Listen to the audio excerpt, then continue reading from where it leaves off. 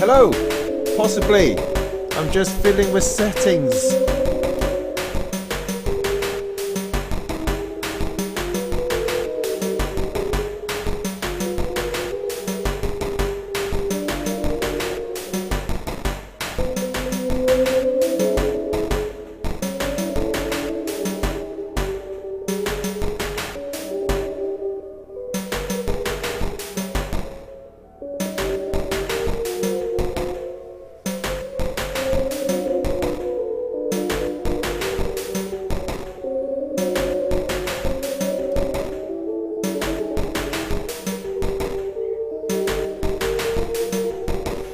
Just give it a minute. I'm just finalising some settings, please. Welcome to join. I don't really know. Please let me know in the comments if you can hear this, if you can hear me. That's always very useful to know, just as I'm trying to sort out what on earth. You know, I've never worked out how this works. So just bear with me, right?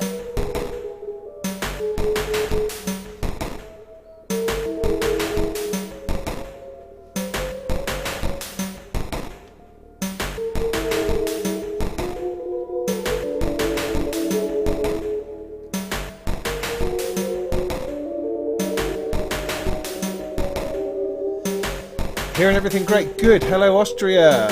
Welcome. Welcome, Austria. Can I have your scores, please? Level of the modular a bit high. Okay. Let me sort that out.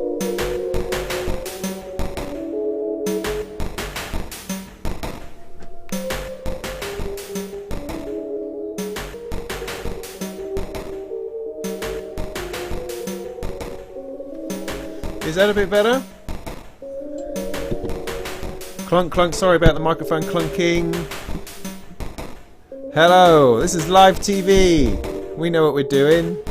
Is that a bit better? Am I getting any peaks over there? No, not that I can see. Great, right, well, I'm just going to have a quick fiddle for 2 minutes while we wait for people to gather. And then we'll just get straight on with it. Yeah. Hey, Magpie, hey! Good to see you, man.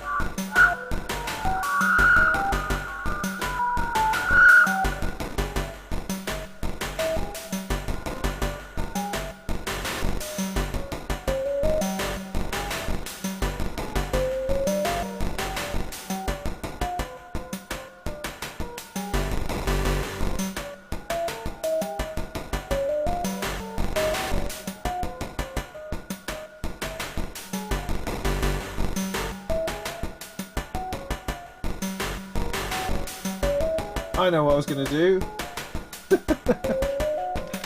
No, that's not good. This one.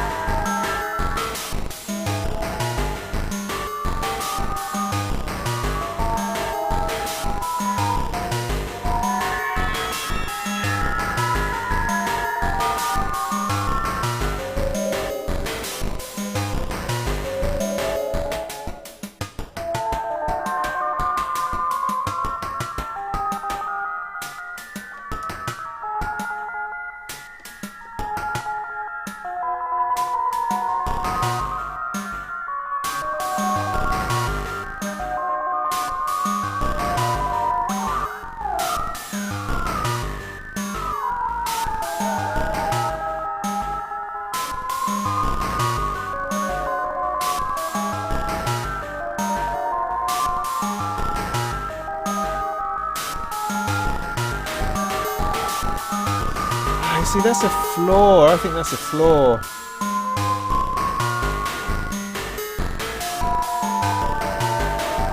See, there's a funny thing.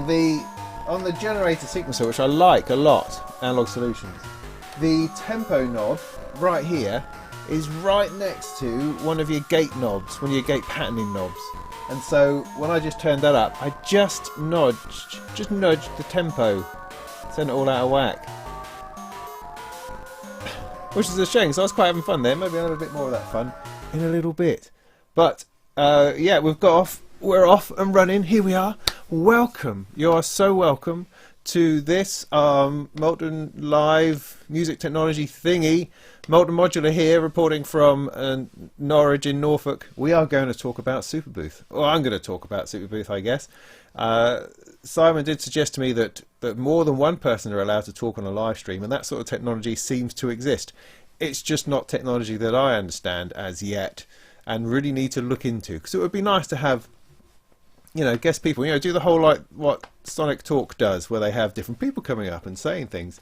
I think that would be something nice, perhaps, rather than just me prattling on the whole time, and everyone in the audience goes, yeah, we'd quite like that as well. Yeah, indeed. So that's something that I will look into, but at the moment, I don't know. I don't know how you do that. I'm sure in about 30 seconds' time there'll be lots of helpful comments telling me exactly how to do that, and I'll look at those later. But for now, it's just going to be me. I'm going to chat about Superbooth, and you can throw me comments in the WhatsApp, which would be great, and we can see what it was we liked, what we didn't like, or that sort of thing. I will just put a caveat in there to start with to say that, you know, this is just my thoughts and bumblings and everything else, so sometimes I may say something like, good lord, what on earth are Elektron thinking? You know, just like a random term like that. And it doesn't mean I don't like stuff. It doesn't mean that I'm trying to be down on anything. I love all the gear. All the gear's fabulous. Everyone did a fabulous job. There's nothing personal involved. There's just sometimes our initial reaction to weirdo keyboard drum machines is, you know, it can be visceral sometimes. It can be emotional. And that's okay. We need to get those things out there without it becoming the end of everything and the end of life as we know it. So, you know, we will criticize as well as praise stuff. There's awesome stuff, there's weird stuff, and that's all okay, because it's all nice in the end, yeah, and we're all going to buy it anyway, so it's good. So that's what we're here to do. We're going to talk about that. Sometimes I abuse people in the comments, and again, if you ask me a stupid question, that's fine. I love stupid questions. I just might get a bit silly back at you. That's all. So all I'm trying to say is that this is a nice place, a safe place. Any personal abuse we hurl at each other is all just nice and friendly and banter and stuff, so don't worry about it. It's all good, and I love you, whatever your comments are, you silly billy people. Right, so, oh yeah, I've got something else I'm trying to do. Right, wait for it. I'm going to try, through the miracle of dragging my mouse over here, to do something clever. But to do something clever, I have to look this way just for a moment. And if I do that, does something clever happen? I'm going to have to wait until the feed catches up to I know whether that worked or not. Did that work or not? Am I now looking at myself? No, you see, I'm now looking at myself. So how do I do that? Right, I'm going to try another button. Hang on, wait for it. Because usually I test these things out. I just haven't had time this weekend. So if I pull that button there, that one. No, that one. Did that do something? God, this is cutting edge, man. Cutting edge. Oh, look at that. Right, okay. So that's what that does. I need to pull. Oh, I need to pull that all the way across. Let me. Oh, my professionalism knows no bounds. Because what this means, right? So as we talk about gear, I can, with the magic of the internet, actually pull up what it was we're talking about, so that you have some idea about what it is that we're talking about. Just occasionally, because I know my face is far more interesting than gear news is, but you know, it's something. So how do I get me back? Do I get me back by doing that? I probably do. I'm just going to wait for that to happen. Great. All right, yeah, mastered that. Woohoo! That's great. So let me just have a quick look in the comments before we get stuck into this, in case somebody said anything, really. Oh, welcome to live chat, says Google. Thanks ever so much. Evening, John. Good to see you. Dave, great. Mick, lovely. Martin, David again. Oh, lucky one. Yeah, I know. I know. Simon, good to see you. Howard, Pennsylvania. Well done. Daltrix, good to see you. Everyone, great. We could do this all night. Have I ever tried no input mixing? That often sounds like what my live streams are like before I finally put it together minutes before it comes online. Yeah, Pulsar 23, we'll get onto that without a doubt. Hello, Brain, for people. Yeah. Decker's Dream. Yeah, no, they weren't there. They were there. Decker's Dream wasn't there. Interesting. Although, no, that's a lie, because I found it on Dofer's stand. Funnily enough, it was on Dofer's stand. Yes. But I will come back and talk about that ill in a minute. No beer tonight? Yes. Well, I'll get to that in a second. Yeah, it is. Clever is always just out of reach. Australia. Now that's nice. I'll do my best not to... I'll just do my best, okay? I'll do my best for you, Australia. That's all I can say. I'm sorry about everything else. But, you know, we're here now and this is a safe space, as I said. Good, right. So today's beer is... something called Heart and Soul. It's in a can. Yeah, Heart and Soul. It's from oh, I don't know, do we care? No, not really. It says it has an intense fruit salad character. Sounds nice. I mean, it's a beer as far as I know. But just open this in case it goes crazy. Oh, okay, never mind. But what I will do is I'm going to pour it into my nice new Superbooth mug. Yeah, Superbooth mug. Now, I know some people are going to balk at the idea of pouring beer into a mug, but you know how refined I am. So I'm just going to have to get on with that.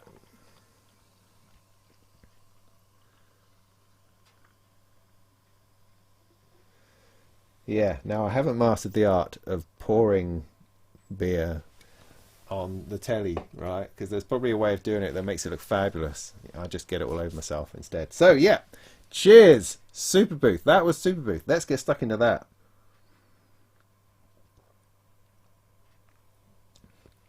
Oh no, I could just get stuck into this. That's quite nice. I don't think it does change colour, no. At least not so far. So right, Superbooth. Wow, that was great. I mean, wow, I seem to remember last year being kind of, yeah, it was all right. Same with Nam, really, just gone past, you go, oh, yeah, all right. But this year, there was loads of stuff, loads. Just like great big barrels of it they were dragging out all the time. Because I was here, I was stuck in merry old England, typing it up for gearnews.com, excuse me, where, you know, I'm feasting on all of the news and stuff coming in from people since like Monday, Tuesday. I've been writing frantically, getting all this stuff up online. And we enter sort of like this period of calm around Tuesday, Wednesday time, when all the other news outlets are all on their way to Berlin. So Sonic State goes quiet, Synth Anatomy goes quiet, Matrix Synth goes quiet, Synthopia goes quiet. They all just fade. Music Radar, they all go very, very quiet. And I'm sitting there going, I'm like first with everything. So I'm writing up articles. I'm even daring to post them on Facebook, which I never usually do because I'm too scared of the blowback from some news outlets aren't scared at all, but I tend to be a little bit careful about that. And I always check before posting something onto a Facebook group that it's actually news, something that they've not seen before. Otherwise, I find that personally a bit kind of spammy. But anyway, so I was able to do that a few times, which was really, really nice. So we were killing it in terms of views, which is lovely. That's like my job and that, so that's really great. So yeah, loads of good stuff to start with. I'm going, wow, this is fantastic, this is fantastic. And then the show happened, and as usual, videos weren't very forthcoming because the internet is so terrible at Fez Berlin that there's very little in the way of Instagram or tweets and stuff going on, not like there is at NAMM, for instance. And so it was difficult to know what was good and what wasn't. And the videos started to come slowly as I started uploading them through the press office. But as the video started matching up to the information we had beforehand, wow, there's some great stuff. There was some really great stuff. Yeah. So what should we start with? What does anyone want to start with? I can give you my opinion on everything. I was there on the Saturday, in case you haven't caught up to my little journey around here. So I was riding up for a couple of days, all day Thursday flat out, half of Friday flat out. So I have a couple of other things to do with my life. And then Saturday morning, 4 o'clock, I got up, dragged my little Alfie out of bed as well, my 12-year-old, and drove down to Stansted, which took about 2 hours, and hopped on a plane, and we're over to Berlin by about 10:30, and we were at the gates of the show by 11 in the morning, and we wandered around. There was, shall I say, far too much stuff. You can't do it in a day, because the last time I did this, I did it 2 years ago. We went for the day, me and Alfie again, and it was doable because the size of it, it was just the main space, the upstairs, sort of 2.5 floors of it, and we did that all right in a day. We even sat in on some of the performances in the auditorium, and that was cool. We did all that. This time around, no way. They got this whole extra hall, which is like 3 basketball courts. Well, I know it's like a sports hall, and that was packed as well. I mean, that was kind of the size of Synthfest just in that hall, and then you had all the other stuff as well, and stuff that I didn't find until much later on. So there were lots of people I didn't get to see, lots of hands I didn't get to shake, some products I didn't get to see because of the crowd around it, and not really having the time just to wait or find another time to do it. So there were some things that I saw but weren't physically able to play with, which was a shame. But overall, it's an enormous show, enormous, and I'm really sorry if there was anybody out there who dropped me a line or sent me a message and say, hey, yeah, come by the stand. I absolutely meant to. I had a big list of things to do, and I did not achieve all of it. So I'm really sorry if I missed anybody in particular who I've blanked it all out now, so I can't tell you exactly who I let down. But I'm sure there were some people, and I'm sorry about that. But also, thank you to everyone who said hello, who came up and shook my hand, and I was able to give out my very exclusive business cards. If you'd like a business card. Yes, see, I got 100 of these made. See, no, and then I'm down to this one, which is the blank card they put at the end. So that's no good. Am I out? Yeah. Oh well, never mind. Well, I didn't give 100 out, but I gave out plenty. So there's a few of you out there who have an exclusive Molten modular card, which is great. I have to find one now. I think that's. Oh, here we go. Like that. Do you see that? Oh yes. Do you see that? No. Anyway. Nice. So yes, I was giving out those to people. That was good. And so yeah, as I say, thanks so much for coming and saying hello. That's great. I always like that. Don't mind it at all. I found myself constantly interrupted by people saying hi, which was great. I think that's part of it. I imagine, when you're a billion times more famous than like what I am, that can get annoying. But no, it's not really annoying at all. It's nice, and people say nice things, and I don't mind that. Who could mind that?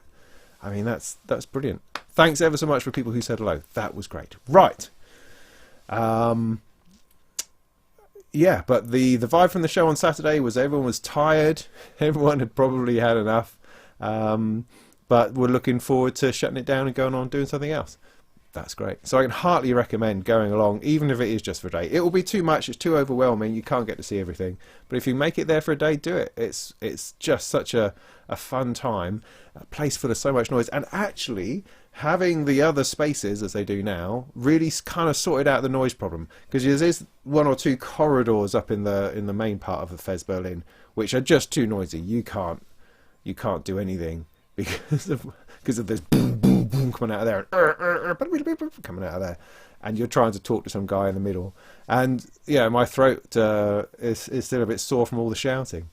But in the larger, bigger room, there was much more space. It wasn't quite such a problem. It could be a problem. I mean, I spent a bit of time with the Instruo people talking about their modules, and right next to them were, I think it was AE Modular or someone or other, but they were constantly banging out sort of acid techno riffs and stuff a little bit too loudly. I mean, everyone has speakers, which are these, quite enormous things. Either Adams were the big one, I think, this year, as opposed to the KRKs, which is nearly always KRKs, but it seems to have swung towards Adams now. And they're all meaty speakers. You know, everyone, it should be law or something that everyone has to have the little IK ones, IK multimedia speakers about that big, because that's what they had on the Uno drum. And actually, that's probably plenty. But never mind, that's all part and parcel of the trade show thing. Anyway, talking far too much, we haven't even spoke about a single product. So, what is it that people want to talk about? Let me have a look after a quick slurp of beer.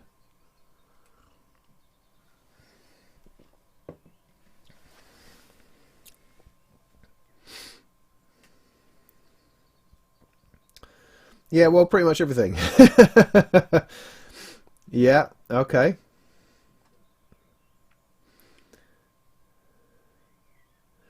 Hi from Nashville. Great. Hi, good to see ya. Thanks for being here. So, all right, let's start with the best then, maybe. Maybe. Contender for the best of show will have to be the Pulsar 23. Oh, right, yeah, right, okay, hang on. As smooth as Nick Batts, I go over there. No, I go that. That's what I do. That's what I do. And then I have to look at the real thing. And see, now the flaw in all this, right, is that the computer that I'm capturing this off is over there. So I could go over and search for Pulsar 23, but it means getting out of my chair and going all the way. Oh, see, this is just okay. Here we go. This thing. This is what we're talking about. Now, again, if I was clever, I would get the whole picture-in-picture thing, but that ended up just being too difficult. I need to think about that, spend some time with that. I might need to upgrade my software to enable that sort of thing to happen. But anyway, this is what we're talking about. Soma Labs Pulsar 23, the organismic drum machine. That thing there. Now, I sat a few yards away from it. See, let's go back to me. Because I'm infinitely more interesting. So I sat a little away from it because I couldn't get close to it. People were sat on it all the time. But I did see it, and I am very much appreciating the colour. What is this all about? Am I still showing that? Did I? Oh, there we go. I'm back. It's a drum machine. But what is it as a drum machine? Well, it's actually less of a... Well, it's a drum machine, but not in the sense that you normally expect. You have 4 sections. It has 4 sections, identical sections, and they can be percussive sounds, they can be bass sounds, they can be drummy sounds, all sorts of things. They make all sorts of sounds. And each of those 4 channels can loop upon itself. So rather than having steps or patterns or anything like that where you're turning gates on and off, it just happens. You just start performing it in real time, and then it loops and it keeps on going, and you add something else and that loops and keeps on going, and so on. And you manipulate it and you play with it, and out of it comes this percussion thing. Now, what I thought was interesting, there's a lot of interesting things in it, but Sonic State did their video on it, and Nick was there talking about, you know, he started the guy, I can't remember his name, sorry, Vlad probably, was playing around and started this thing going, and it was all a bit out of time and a bit sort of weird, and Nick was going, oh, what, so there's no quantization then? And to start with, you could tell that Nick was like going, what is this about? This doesn't make any sense. But then after a couple of minutes, as this guy was building up this patch, and it didn't matter that it wasn't in time. It really didn't matter, because stuff was going on and it was moving and pulling itself apart and putting itself back together. And 5 minutes later, Nick's going, wow, this is just mind-blowing. And that's right, it is. It's completely mind-blowing. I also heard from somebody else who said that he did a presentation of it in the auditorium, the Soma Labs guy, and he just stood up there and said, I'm not going to tell you anything, I'm just going to play it. And he did, and he said it was just phenomenal. Absolutely amazing. So what is it that makes it amazing? Well, first of all, it just has this openness to it, this lack of quantization, this lack of rigidity that just makes it organic, natural somehow. So there's that. There's the sounds of it, which is somehow dreamy and raw, crude and yet affected, modulated and gritty and earthy. There's something about those sounds that Soma Labs are able to pull together. That's another element. Another element is all the pegs, because it doesn't have patches like we have patches on Eurorack. No. It has all these pegs, and these pegs you attach stuff to with crocodile clips, so you can patch everything all over the place, although it is all normaled as well. but you can patch things around which have different effects on stuff, and you use crocodile clips to do it, which is kind of genius, really. In some ways, that might have been easier than all this 3.5mm stuff, you know. Maybe we should have done that from the start, because with crocodile clips, you can clip them together as well onto other things. You can clip more than one thing on a peg. See, that's interesting. Anyway, so there's that element. Then another element is you don't have to use crocodile clips and patch cables at all. You can just stick your fingers on stuff, stick your tongue on the whole thing, and that introduces voltages and change things and modulating things as well. So you have all this stuff put together in a fabulously orange box with a load of knobs, and it just makes this extraordinary sound. I mean, while I was watching other people play it, while I was playing with a Lyra 8 as well.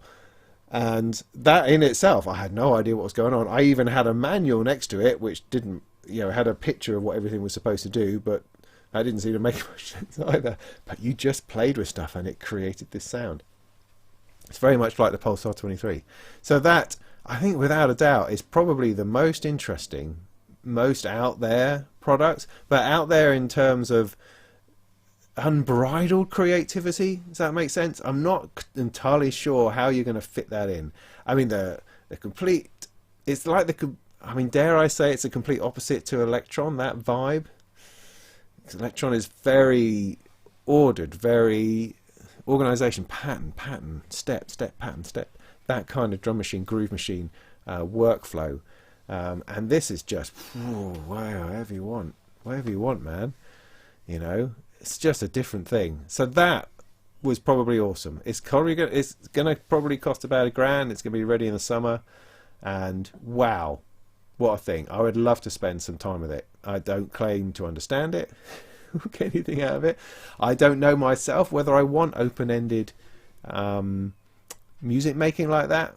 I find I tend to gravitate towards a grid because you know, I understand that and can connect with that easier, but I'm not saying that that's necessarily what I want to continue doing. But very interesting, very, very interesting. Now I'll let you. Oh well, I'll check to see if anyone else has said anything interesting about it as well.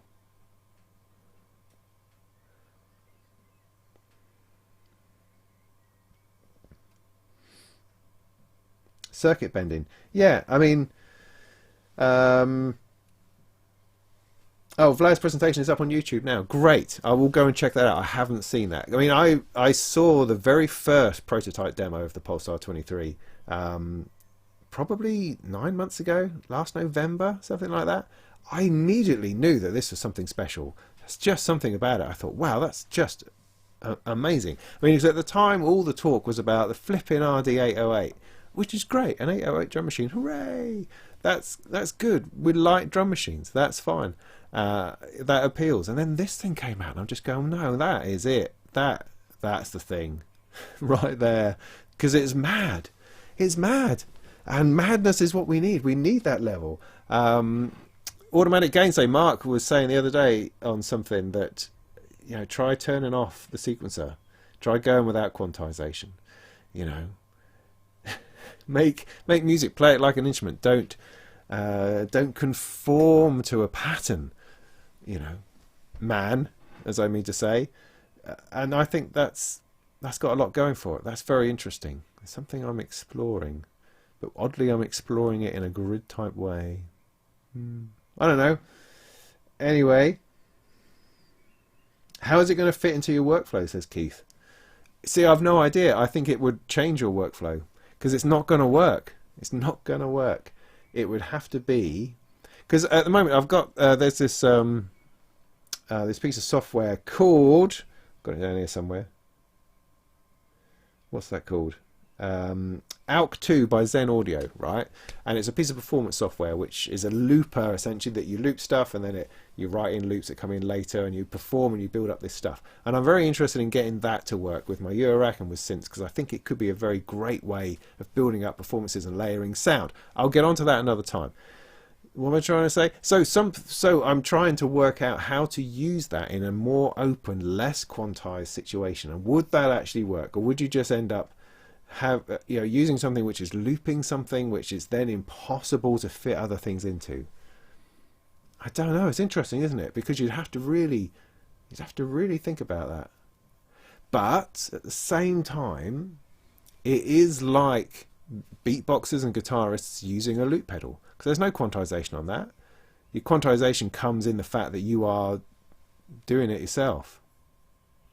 So if you start performing your Eurorack with purposeful human interaction rather than allowing sequences to run the show, then that might work. That would be different. Would it be displeasing? I don't know. Just 1 second. Sorry, it's getting a bit hot in here. Just turning something off. So, more like 1,500 euros, people are saying. Okay, I don't remember. Piano has no quantization. Yeah, that's true. But you don't tend to run a piano hands-free along with a load of other stuff. You tend to just play the piano. So, you know, do you need it? Do you not? I don't know. I don't know. Yeah, somebody says it has MIDI capabilities. That's right, it does. It can connect to a DAW as well. You can plug it USB into your DAW. So it must be containable within a grid. It must be containable within this, that, and the other. So I'm probably talking nonsense, but all I can speak on is the impression that I've been given by what I've seen so far. So maybe it has a whole other world to run within a sequence setup. Maybe that destroys the whole point of the box. Or what's interesting about it. I don't know. I don't know. It's one of those products that's kind of mystical, and it needs to get itself into the community so people can start doing stuff with it. And I'll be fascinated to see what goes on with that. Yeah.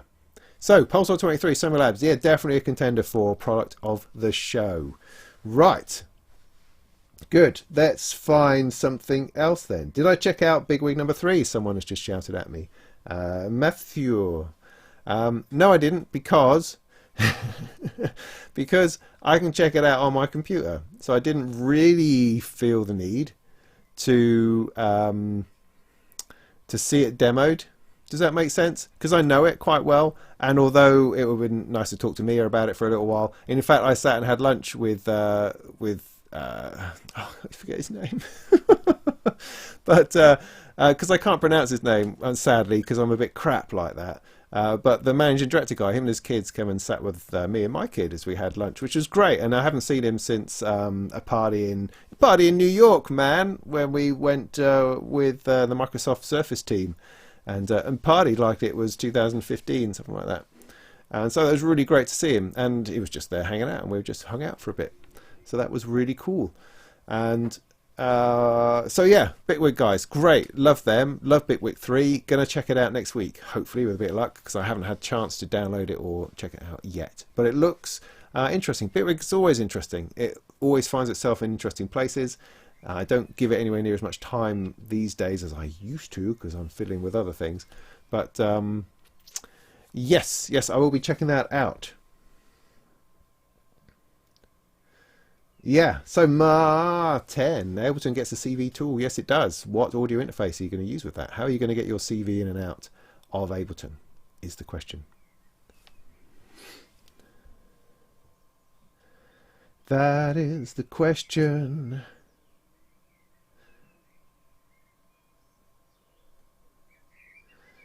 Yeah, it's orange, that's for sure.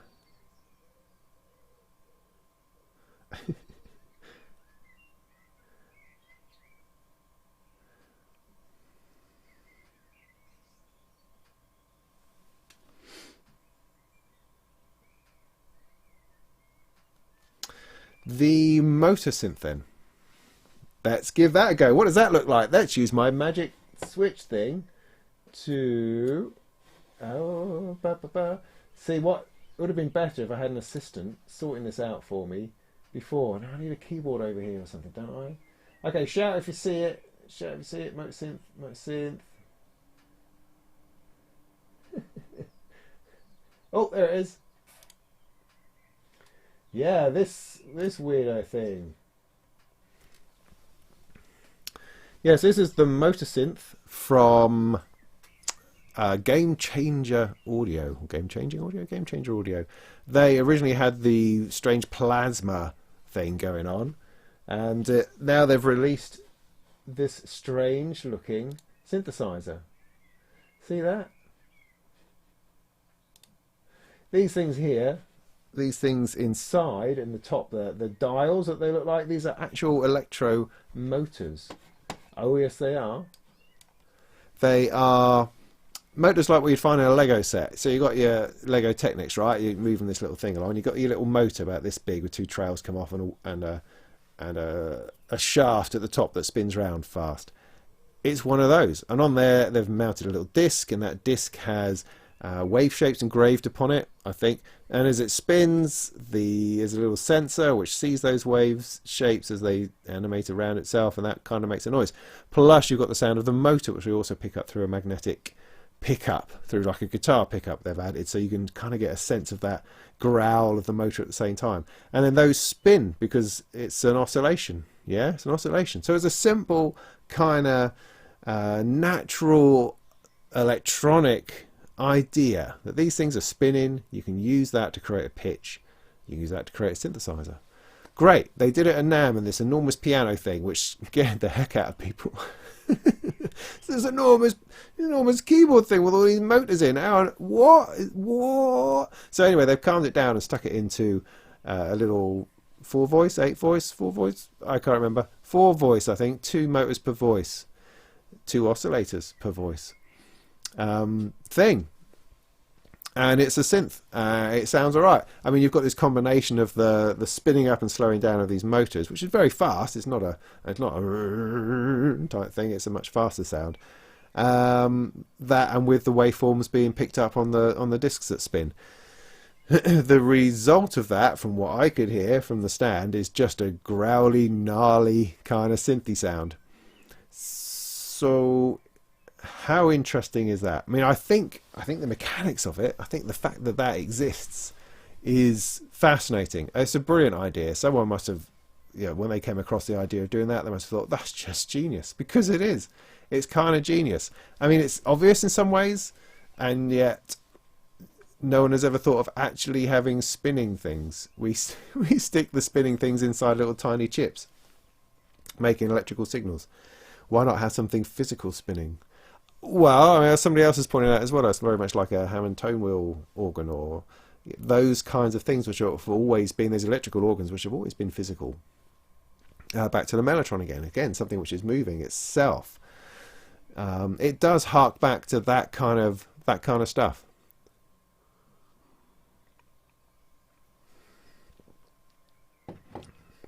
The only thing that slightly concerns me is that having Lego motors like that when I was a kid, they would break. So those things moving about, physically spinning in that space, how stable is that? Are they liable to find a resonance somewhere where they just shake themselves to bits and explodes as you're on stage? I don't know. I mean, as a synthesizer, there's nothing particularly special in the makeup of the synth itself. The specialness comes from how the sound is generated. And that in itself is interesting and fascinating and awesome. But does it actually bring something different in the sound that you're making? I don't know. It's an honest question. I'm not asking that in a hypothetical or in a knowing kind of way, like I know it doesn't actually mean anything. I don't know. I wasn't able to get close enough. That was one of those stands that had people on it the entire time, and they had 2 of these things either side. They were both making big, loud, gnarly noises, and I just kind of wanted to walk over and go, "Can I initialize a patch?" and start from scratch. But wasn't to be. So I could have a look and I could hear the gnarliness, but I don't really know. I mean, is anybody else was there who is watching? I do not know. If you were, then let me know how you felt about it as an actual machine. Let me just I'm gonna just walk over here and have a look at it a little bit closer.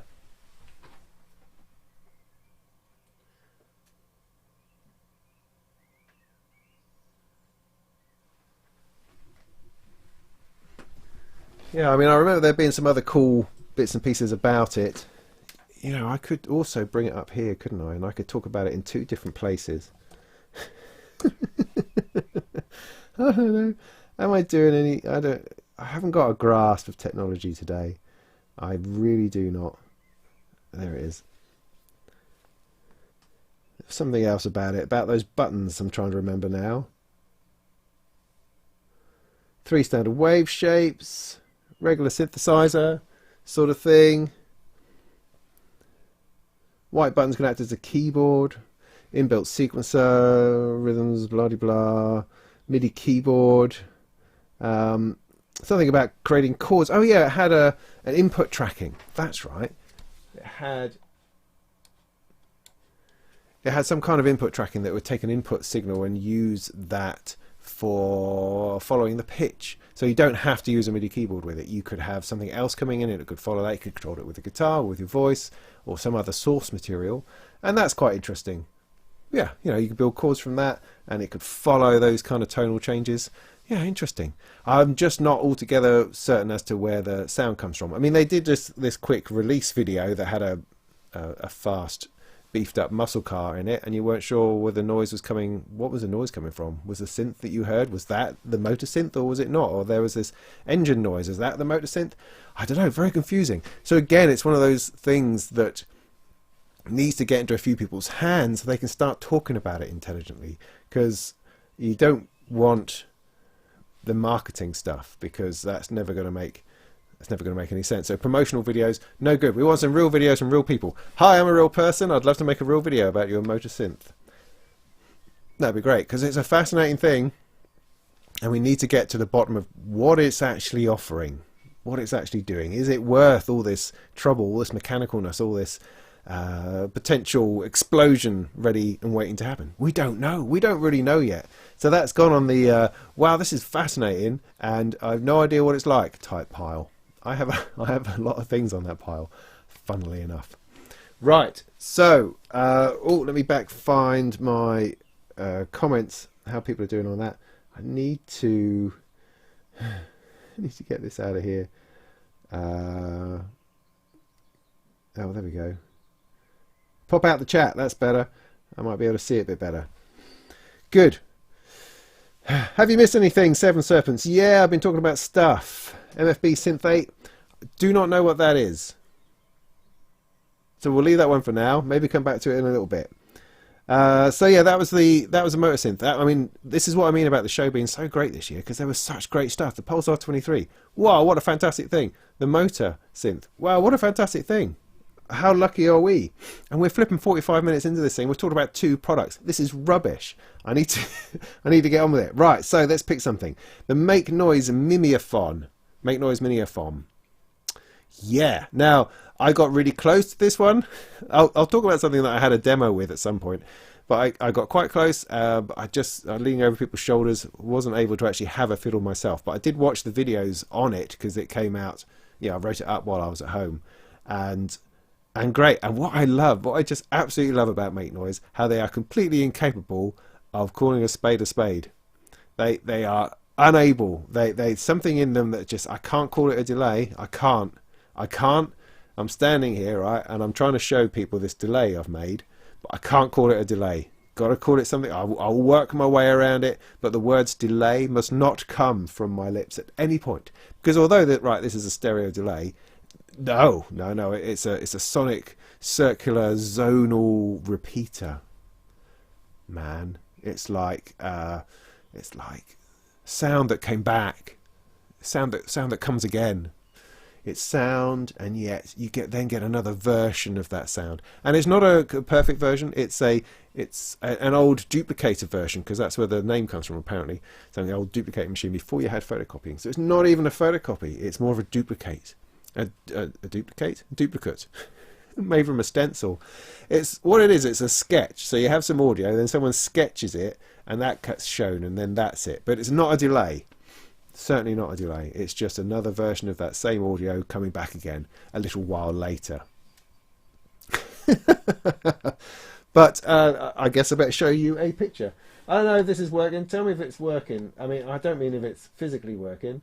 I mean, is it helpful to see this when I do this? When I put this thing up so that everyone knows what it is I'm talking about. I didn't quite count on this scrolling business. I'm going to have to work out a better way of doing that. And of course I'm now facing away from the mic. Blah.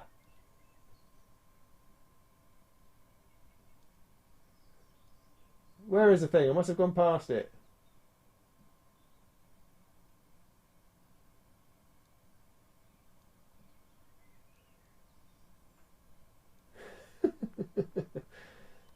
Make noise X-Pan. Oh, that's close.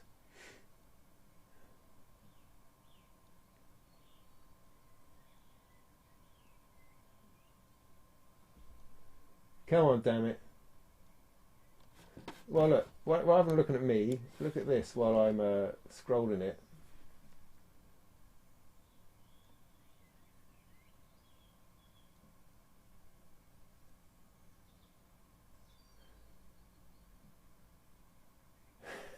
Why can't I find it? Oh my goodness me. This is great TV though, yeah. There it is, this thing here. Right? It's just a bunch of knobs. It looks a bit like a make noise module. Well, okay, in a nutshell, what's good about it? Well, it's stereo, very much stereo. They like stereo in and stereo out. Make Noise have got a bit of a mission at the moment for stereo. They've got their X-Pan, which is also deals with stereo signals, which is good. I like this movement of from mono to stereo in Eurorack. I think that's healthy, although obviously ends up costing more because you've got two signals you're trying to deal with. But anyway, so it's a stereo thing, very much like stereo. It then repeats stuff back at you, and you have three different settings. One controls like the rate, one controls the tonal qualities, which I suppose you could say is a little bit of a filter in there, and the other one does something else that I can't really remember. But anyway, there's these three things going on, sort of like an intensity, I think, as well as rate and speed and feedback, those kinds of elements. So it's a bit of a delay, but it's obviously more than that because this is Make Noise. There's other things going on. One of the most interesting things is that you can move from different timings within the module completely without any pitch drag, without that usual speed up and slow down lack of tape when changing delay times. You haven't got the pitch being dragged all over the place. It will instantly and seamlessly jump from one time to another, which is nice. I like that. I mean, I like the tape stop time type feel as well, but that's not always what you want when you're moving from creatively from different delay times. And it does that by using zones. You've got these concentric circles of zones, so very small delays and then longer delays, and then a very long delay like a 5-minute jobby or something later on. And you can move between these zones without it zipping about. But you can also emulate that effect as well at the same time. So it's that kind of thing. A really interesting creative delay. At least it was making some interesting sounds. And I liked the way that you could affect the stereo field. You could tilt the field. You've got one side coming out before the other side. That was quite an interesting feature. I guess it's a bit like some kind of ping pong, but you're rather than going, you're actually putting the two offset, and I think that does interesting things to the stereo field. I like the zoning thing where you can jump from one speed to another without having to mess it about, and then it did it really well. And then you can also hold things in the buffer and mess about with those as well. So good, great, a lot of modulation, a lot of CV can go in there, and all sorts of sound and loveliness all over the place. Very interesting. Yeah, I liked it. I mean, it's not out there, it's not out there crazy, but it's just, as with all Make stuff, it has a really good creative flavour to it. I mean, you know, I've got this here, the Magneto, Strymon Magneto. I saw it, loved it immediately, thought I must have that. I've had it now a year, I think. I don't know what I'm doing with it. It's kind of defeated me. I was playing with it earlier. I mean, I've got it in the patch I was using before, and it's alright, and I can do some stuff with it. But I can't do anywhere near as much with it as I could, for instance, with the Roland delay box thing I used to have. What was that called? Oh, I just don't know. My brain disappears. Something in with D. Anyway, probably delay. Yeah, but it wasn't. Anyway, you know, just a standard regular delay type pedal. Whoa, easy. Sort that out. No problem. The Magneto, it just does me in because I'm like, what am I doing? what does this mean? Why am I not getting sounds out like I expect to? And that's kind of because it's not really a delay. It's a 4-head tape echo, and I don't really understand how those work because I've never used one before. I just kind of assume I know what that's all about, and actually I don't. I don't think I do. So I feel that the Magneto might be finding its time to go to somebody else's house in order to free up some cash to get something like the Mimeophon from Make Noise, because it's good. Oh, have you been looking at that the entire time? I'm sorry about that. Boom, it's me back again. Ah, sorry, I didn't mean to make it so boring because I'm not looking at the right page. That's better, I think. Yes.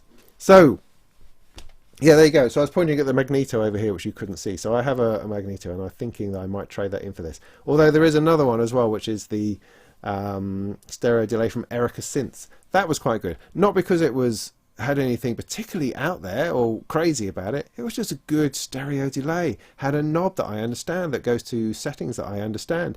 It does have a way of sampling into itself, into the buffer, that you can then overdub, which is quite interesting. So that gives it this additional functionality than a regular stereo delay would have. So that I thought was interesting. With a bit of luck, they might actually send me one of those. I'm looking forward to that. That would be really cool. And I might be able to sort out my confusion over delay. I think might be good. But the Mimeophon from Make Noise, yeah, very interesting. Very interesting. I mean, the demos they were doing, it was just other stuff seemed to be coming out of it that you don't normally expect. But then, of course, you've got to think about the source material as well. So yeah, like that a great deal. Like that a great deal. Right. Let's find something else. I've lost. Where's my chat? No, it's not there. It's not there. It's there. Okay, good. Demora, thank you. Thank you very much. Instruo. Yes. Let's look at those then. Instruo. Do you want a quick look at them on the screen? Are we fed up with that? Change your camera. Yes, thank you. I wasn't looking at the thing either. Let's do it, and then let's not forget this time. So back here, they were not far away. Here we go. So let's look at the I don't know how to pronounce them. The Rabid. I don't know. Instruo is one of those companies that insists on having really cool, wonderful, interesting names for things that I don't really know how to pronounce. Oh well. So this is this fabulous thing here. Look at that. I mean, it's got these twin reels. It's an awesome thing. It's just a completely beautiful thing. They make the most beautiful Eurorack modules that are just stunning, absolutely stunning. And they've got two this year. They got that one and another one, which is a granular kind of sampler thing, and they're just superb, just superb. Now, what is it? Well, the one with the two tape-to-tape, the reels, that is essentially a tape-to-tape machine. The idea being you record onto one, and then you record onto the other one, overdubbing the same. So the first one is normalized to the second one. So you record something on the first one, you go hello, and then on the second one it goes hello and records that onto there while you go at the same time. So then you have two of those things together, and you can keep doing that backwards and forth and layering stuff. That's the basic idea. But there's tons of recording time. You can put a whole load of stuff on there if you so wish. That is kind of more or less it. I mean, you can fast forward and rewind quicker and reverse, those sorts of things. Step about in the middle of it all. But it's just an enormously elegant recording device. It's not really a sample. Well, of course it does these things. It samples or whatever. It's more of something like radio music. It's more of something like when people bring cassette decks and start just playing weird warbly stuff off them. It's that kind of thing, because you can introduce all that kind of feel to the sound that's coming off the virtual tape machines, the virtual tape heads. It's great, really, really nice, and just looks fantastic. I mean, if you're into bringing environmental recordings into your stuff, then wow, that's a fantastic way of doing that. Absolutely fantastic. The other one, because I was speaking to the guy who made who created the Arbor, which is this one here. This fella here. And so he had a lot more to say about this one, so I know a lot more about it. Well, do I? I think I do, yeah. So this is a granular sampler. You see the swathe of stuff at the bottom. You've got two big knobs down there. One of them is a scanning knob, and then that kind of wave that you can see is lit from behind, and that shows you where you are in the sample that you've stuffed in there. Yeah? So again, beautifully designed, beautifully realized. These wonderful lights and color come from behind that shows you precisely what's going on, but not precisely. It doesn't give you, it don't have a waveform that you're trying to sweep and scan and granulize. No, you've got this impression, you've got this glow that comes out of it, and a sort of a little light that's shooting across. It reminded me of I used to have a game. I used to have a board game that had these two knobs that you moved, and it moved a bulb underneath something that used to blow things up. Some kind of battleship game. Anyway, it reminded me of that for some reason. Like it's a light moving about on a spindle behind the scenes that was then doing that. Anyway, by the by, so what happens with this is you've got 10 seconds over 6 layers. You've got 6 layers of sound, 10-second samples. You record straight in. Record 10 seconds, and you can then scan it, and you CV scan it, and you scan it this way, scan it that way. You can make it big or small. We make the grains so small you can then do it like a wavetable and create wavetable type sounds. You know, you can go down to individual wave size, I suppose, as a point, and that's a hell of a lot of fun.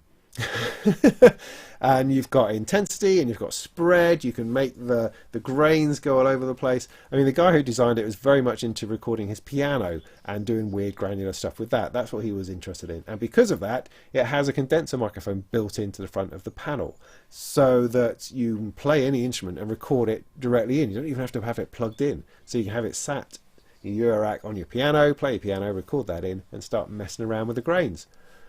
Fantastic. Fantastic. There was a guy muscling in to the side of me as I was having my little demo, and he kept asking questions about samples and SD cards and USB and that kind of thing.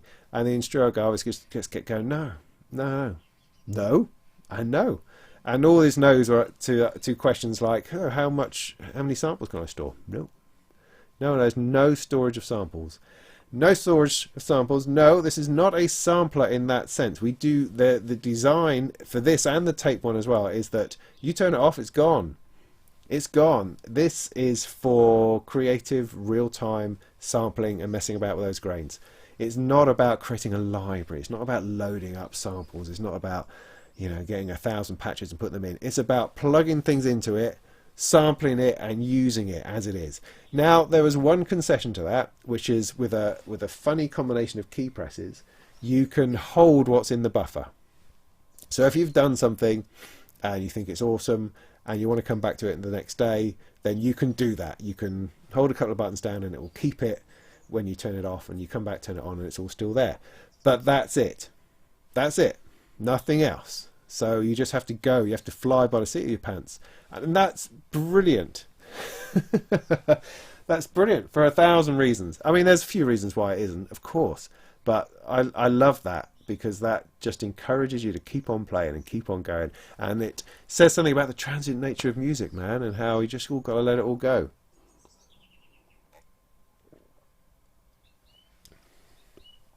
Right, how are we doing? Wow, we're an hour in. Well, I've done a few more now. That's good. So let's keep at it. Central Morph and Buchla Thunder Overlay. Nah, saw it at NAMM. Sorry, mate. Saw it at NAMM. So not interested in that. Let's go back up. What's showing? Okay, it's me. Good. Right. Instruo is gorgeous. Yes, it is. Duplicate. Okay, sorry. That's back to my terrible talking of things. Minky, I don't know, Menki, sorry, right, the Wing Pinger. Wing Pinger was interesting. What was interesting was Heinbach's video on the Wing Pinger, which he did with Menki. A couple of days before Superbooth that came out. That was interesting, because that went into it far more. I mean, DivKid did a half-decent video on it, but for some reason weren't quite able to grasp out of that exactly what was going on. But my understanding of the Wingpinger is that it's a oscillator-less synthesizer. So it's a synthesizer that makes noises but without any oscillators. Instead, it uses resonant filters to self-oscillate and create the sound, therefore kind of having oscillators. Kinda.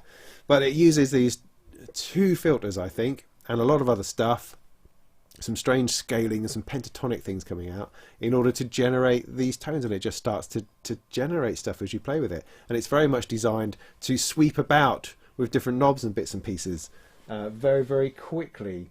See if I can pick that up while I'm talking to you. I've got to sort this out into a slightly better way of doing this, but never mind, it's what we've got. It's what we've got. You just have to look at my ear for a little while, and then there it is. There you go. It has these wonderful knobs on it, which are, and everything's very loose, so you can turn them very, very quickly. And watching him play with it on Heimberg's video was fascinating, absolutely fascinating. I have no idea what I would do with it, so I don't think it's my kind of thing necessarily. It's more of a experimental box of experimental noises, and that does appeal in some ways, but not really massively to me necessarily. So there we go, that's another one talked about. Well done. Squeeze that one in. Squeeze that one in.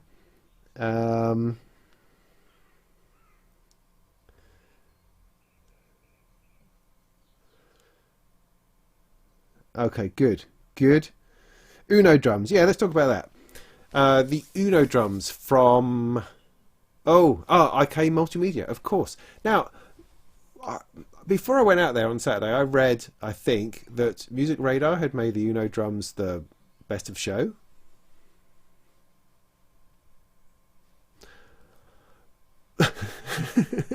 No, I have absolutely nothing against the little Uno drum. What a great little thing. Everyone needs a drum machine. That's kind of their tagline with that one, I think. And that's brilliant. Everyone needs a drum machine, and they should get an Uno drum because it's great. It sits there, and it is a flipping drum machine. It's got 100 kits or something, makes noises, very easy to program, very easy to do stuff with. I was able to stumble my way through it without any trouble once I'd found the, to switch from sounds to kits type button. Then you can play stuff, and you can play stuff in, or you can sequence it in. Brilliant. It's a nice sounding, tough little well-made drum machine. Great. Uno drum. Perfect. It's exactly what IK Multimedia needed to do. It fits perfectly with the Uno synth. Plug one into the other, sound going through both on batteries. Awesome. You are off and running with your drums and your bass. Fantastic. Uno drum. I think that's great. I think it's great. Exactly the same feel as the other one. I mean, I was secretly hoping for something spectacular from IK, a big polysynth. I don't know, something with a lot more knobs on, because some of the teasing video images that they'd shown were of a number of them together, actually, and it gave the impression there was a lot of knobs about to happen, when really there was just that one and that one and that one. So it's still only got the little matrix at the top left. Now I'm going to be doing a review on the Uno synth, most certainly, and I'm going to talk a lot about that matrix on the left and how the pros and cons of it, because for me it's a ooh and a ugh. It's definitely something of each on that. And so they've done the same thing with the Uno drum, although there's a lot actually less available to tweak. It's more like this is a set of drum sounds, off you go, as opposed to create your drum sounds. Which brings me neatly to the Rabid Elephant. Yes, let's talk about that.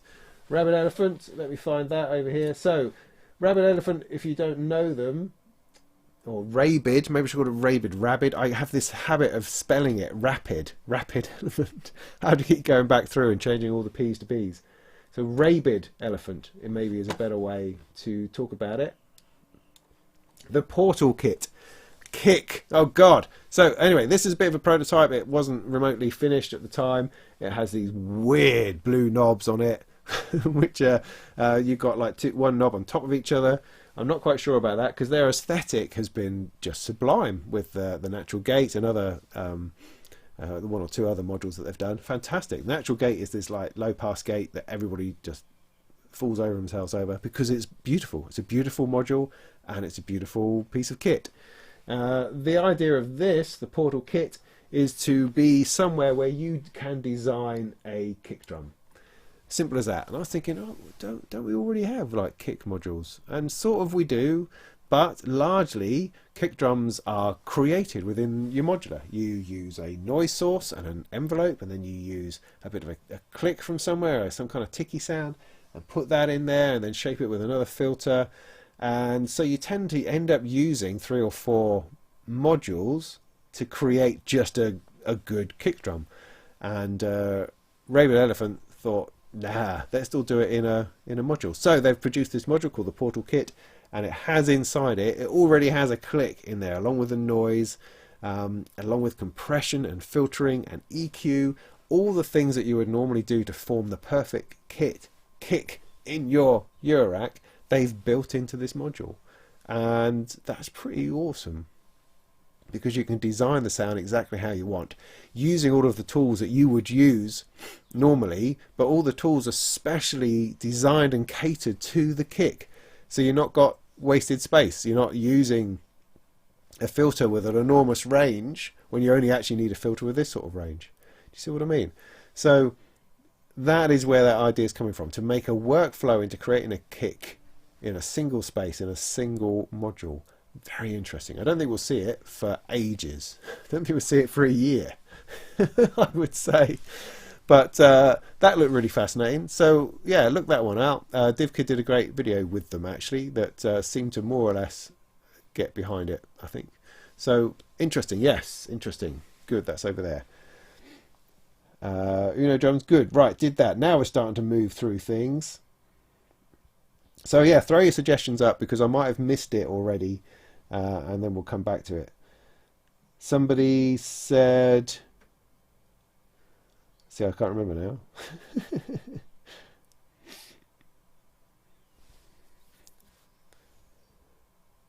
Instruo, yeah, we did that. Fraptools sequencer, the USTA.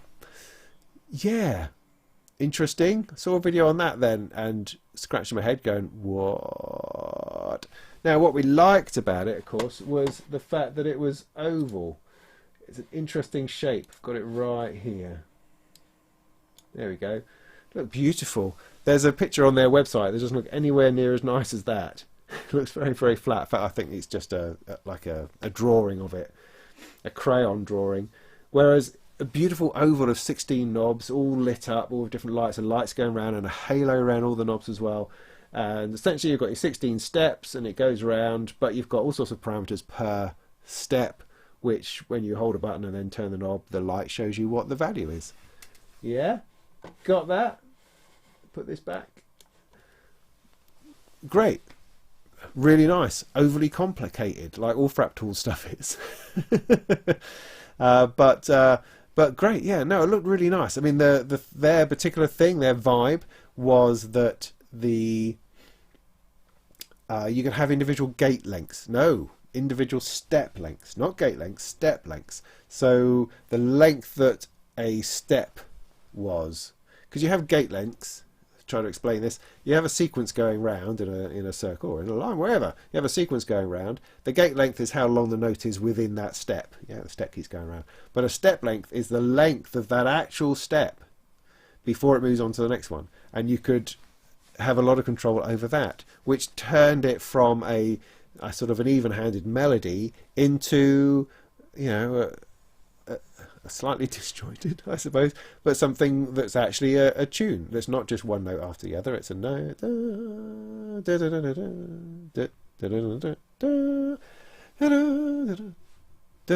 You know what I'm getting at, right? Yeah. So it actually holds a tune as opposed to just a sequence of notes. So that was interesting. And then, of course, you had all the stuff you could do per note, per step, per this, that, and the other. All the usual bits and pieces. So yeah, that was quite interesting. Big module, though. Big module. But like that. Yeah, I mean, I like the look of it more than the functionality, I think. It had a menu in the middle. There's lots of buttons and pressing and stuff going on. So that didn't fill me with joy. But the look and the oval nature of it, that was good. I liked all of that. I could imagine that going on. Talking of sequencers, Erica Synths had quite a few bits going on, but I'll talk about this one. Erica Synths had a sequencer. Also, this is an early days sequencer, as in it's probably about 9 months away, but you've got whacking great big 16 knobs on one side, and then a whole stack and CV stuff going on the other. So you've got very much old school with the sort of your Moog style sequencer, 16 steps, 16 knobs, and then you've got a lot of modulation and CV and stuff going on the other side. Now, was it the Fraptools one? Oh, I'm going to have a look. Hang on, let me have a look. Oh, I need my mouse. So it was 16 knobs, 16 steps. Just shout a bit. 4-track sequencer of that one.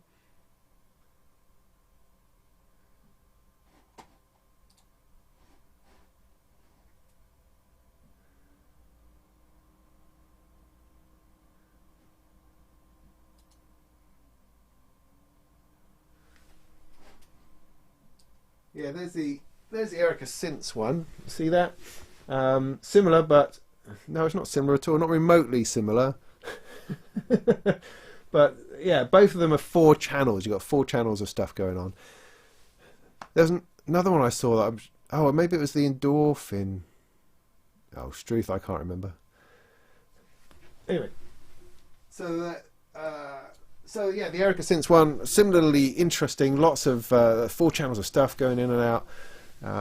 With the Fraptools one, though, I believe that each of the channels was doubled up. So you actually had CV, 2 lots of CV and gate on each channel output. But like I say, too much stuff, so much stuff at Superbooth. It's interesting. Everyone had stuff going on, and all of it was interesting and innovative, in innovative ways. So cool, yeah. So touch on that one. The UDO Super 6. Now the Super 6 we saw a little bit before Superbooth, and this is a big chunky polysynth.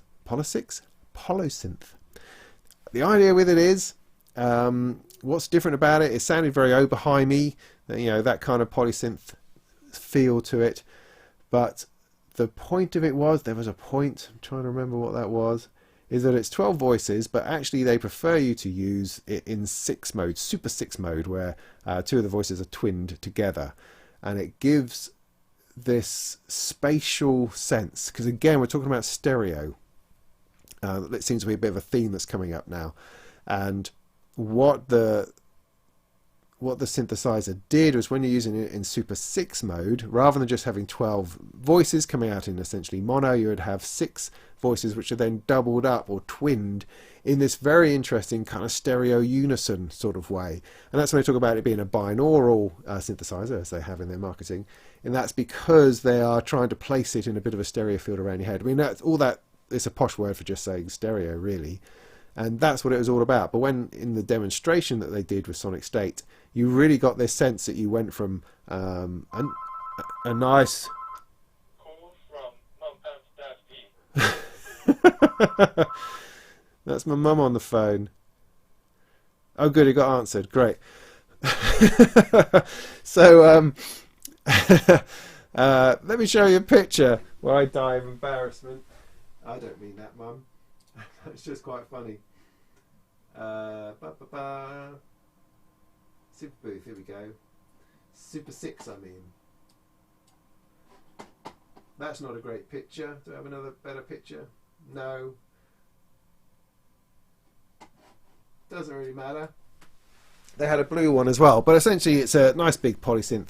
It's all designed on FPGAs inside, so it's sort of DSP, not DSP, it's that posh microcomputer type DSP, so it's super fast.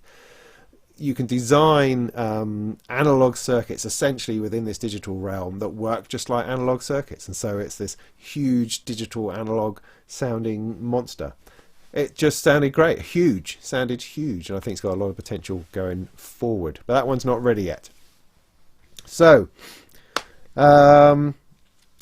Look, Mum, no computer, somebody said. No, I haven't been naughty.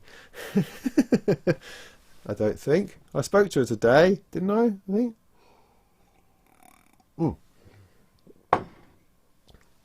So yeah, somebody mentioned, look, Mum, no computer.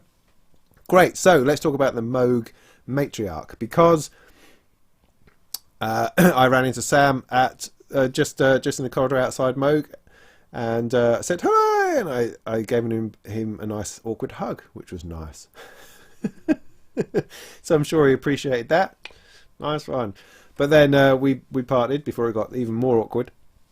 And I then bumped into again in the Moog place. The Moog place was fantastic. I mean, it was all lit with these wonderful light bulbs and had plants everywhere. It had a really cool vibe going on. And so I went in and I said to Alfie, go find me a Matriarch that nobody's playing on. So he went running off. He had no idea what I'd asked him, but he went running off anyway. I was having a poke around and trying to get around people. Went, oh, look, there's an enormous modular thing. And someone was playing on that. And then I found Alfie again. He had his headphones on playing on a Matriarch. I thought, great, let me have a go. So I put the headphones on and started playing. And twiddling a couple of knobs and got a couple of notes and thought, wow, yeah, wow. And I started saying to myself, you know, when you do your own...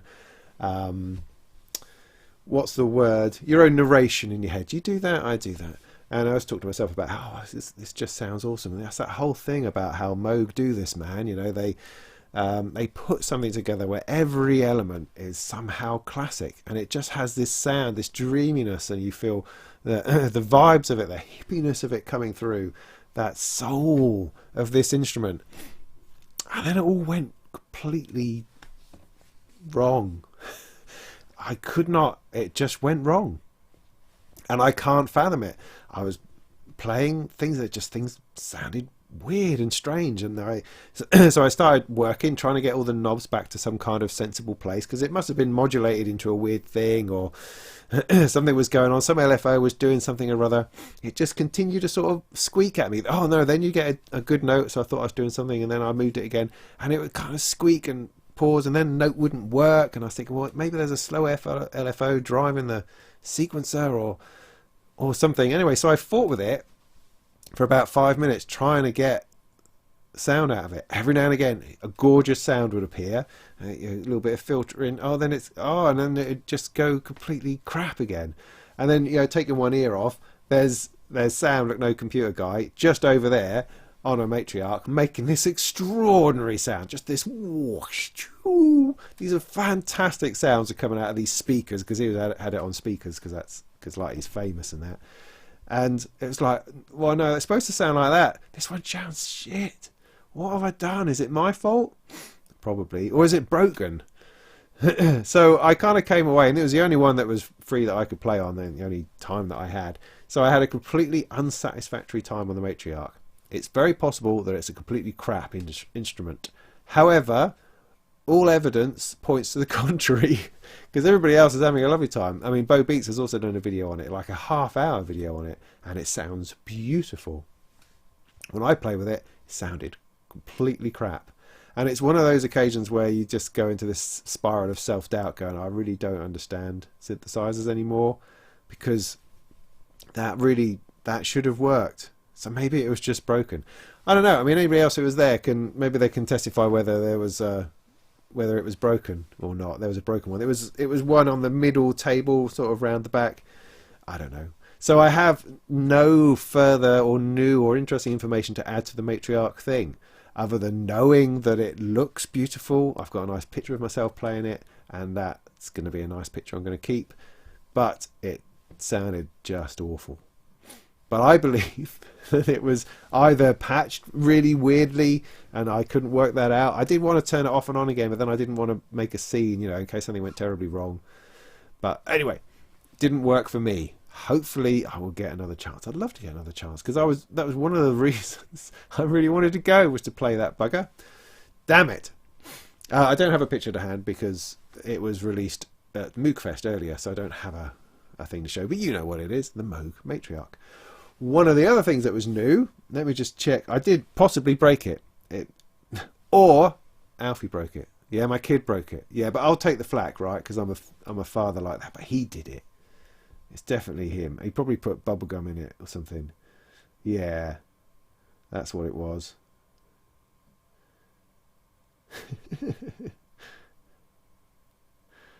Edna's Disco Machine, you were there. Cool, right. Excellent.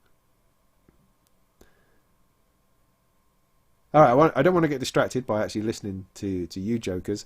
I just want to get through a couple more products, and then I'll scan through the comments to make sure that we can talk about anything that you wanted to talk about. There's a couple of other things that are important to mention, I think. What are they? The Novation Summit So the Novation Summit was leaked just before the show.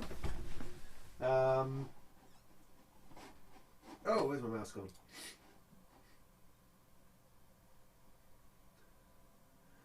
Let me find a picture.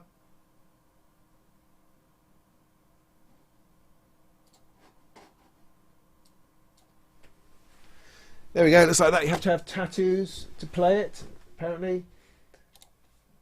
There. Now, the Summit, undoubtedly a beautiful-ish synthesizer. It looks like a synthesizer. Looks alright. Follows the same vibe as an Novation Peak. Even follows the vibe of the Base Station 2, for that matter.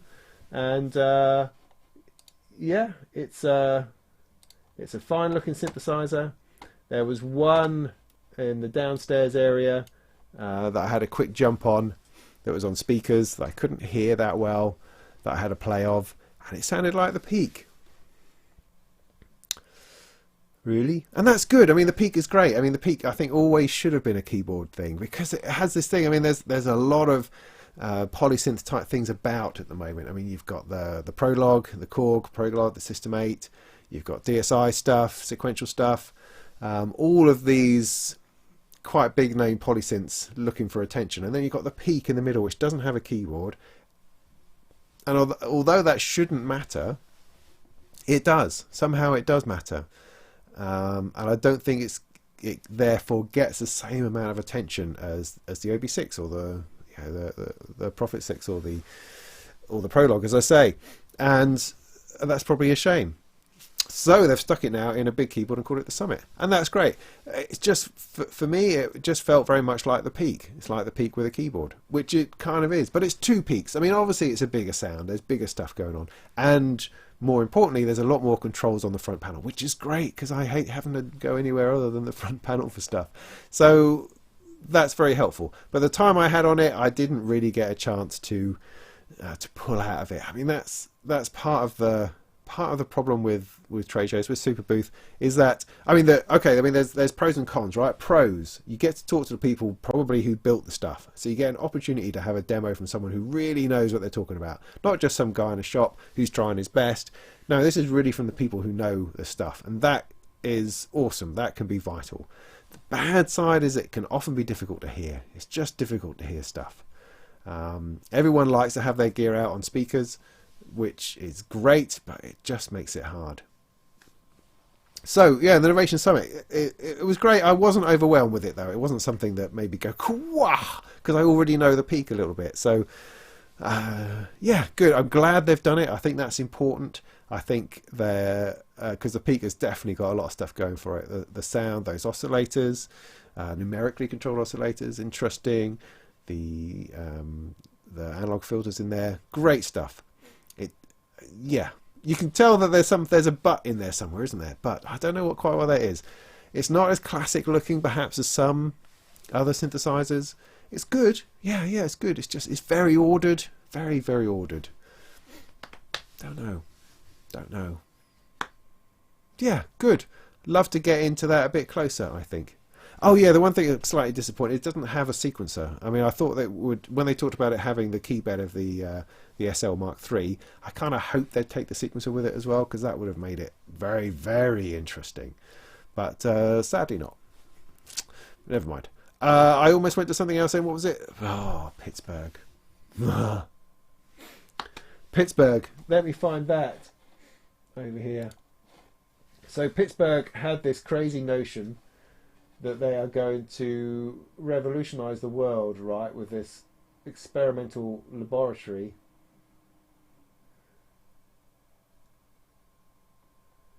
Which I've got here somewhere. Oh, there we are. Excuse me. This fella here. Isn't that a weirdo? Yes. So, the Pittsburgh Voltage Research Lab. There it is. Yeah. This is something else.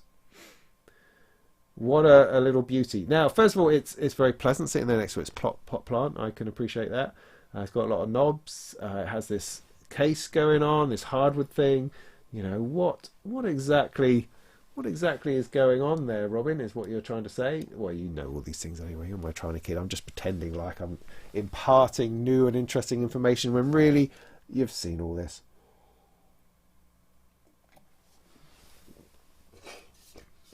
You've seen all this. Beer. See, that's how you're supposed to do it. You're supposed to do it in full show, in full flow. Right, so the Voltage Research Lab, yes. So what it is, right, is 2 modules, 3 modules really, but 2 main ones. Got a shed load big module voice thing at the top, and at the bottom is some kind of controller thing. You know, it's got like touch type controller and knobs and bits and pieces. The idea is you wire it into itself and you just make happy, experimental, crazy, noisy music. It's very Soma Laboratories, in fact. And I was immediately drawn to it because of the slight weirdness and the chaos and the ability to generate bits and pieces. But then as I started to peel it back a little bit, I was noticing about what was actually inside it. So it's not just a random collection of bits and pieces. There's some carefully thought out modules within that single voice module.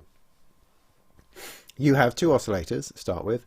First of all, first one's a complex oscillator, all sorts of stuff going on in there with weird wave folding. And in fact, that's one of the keys, is that they discovered a way to fold waves that can't really be folded.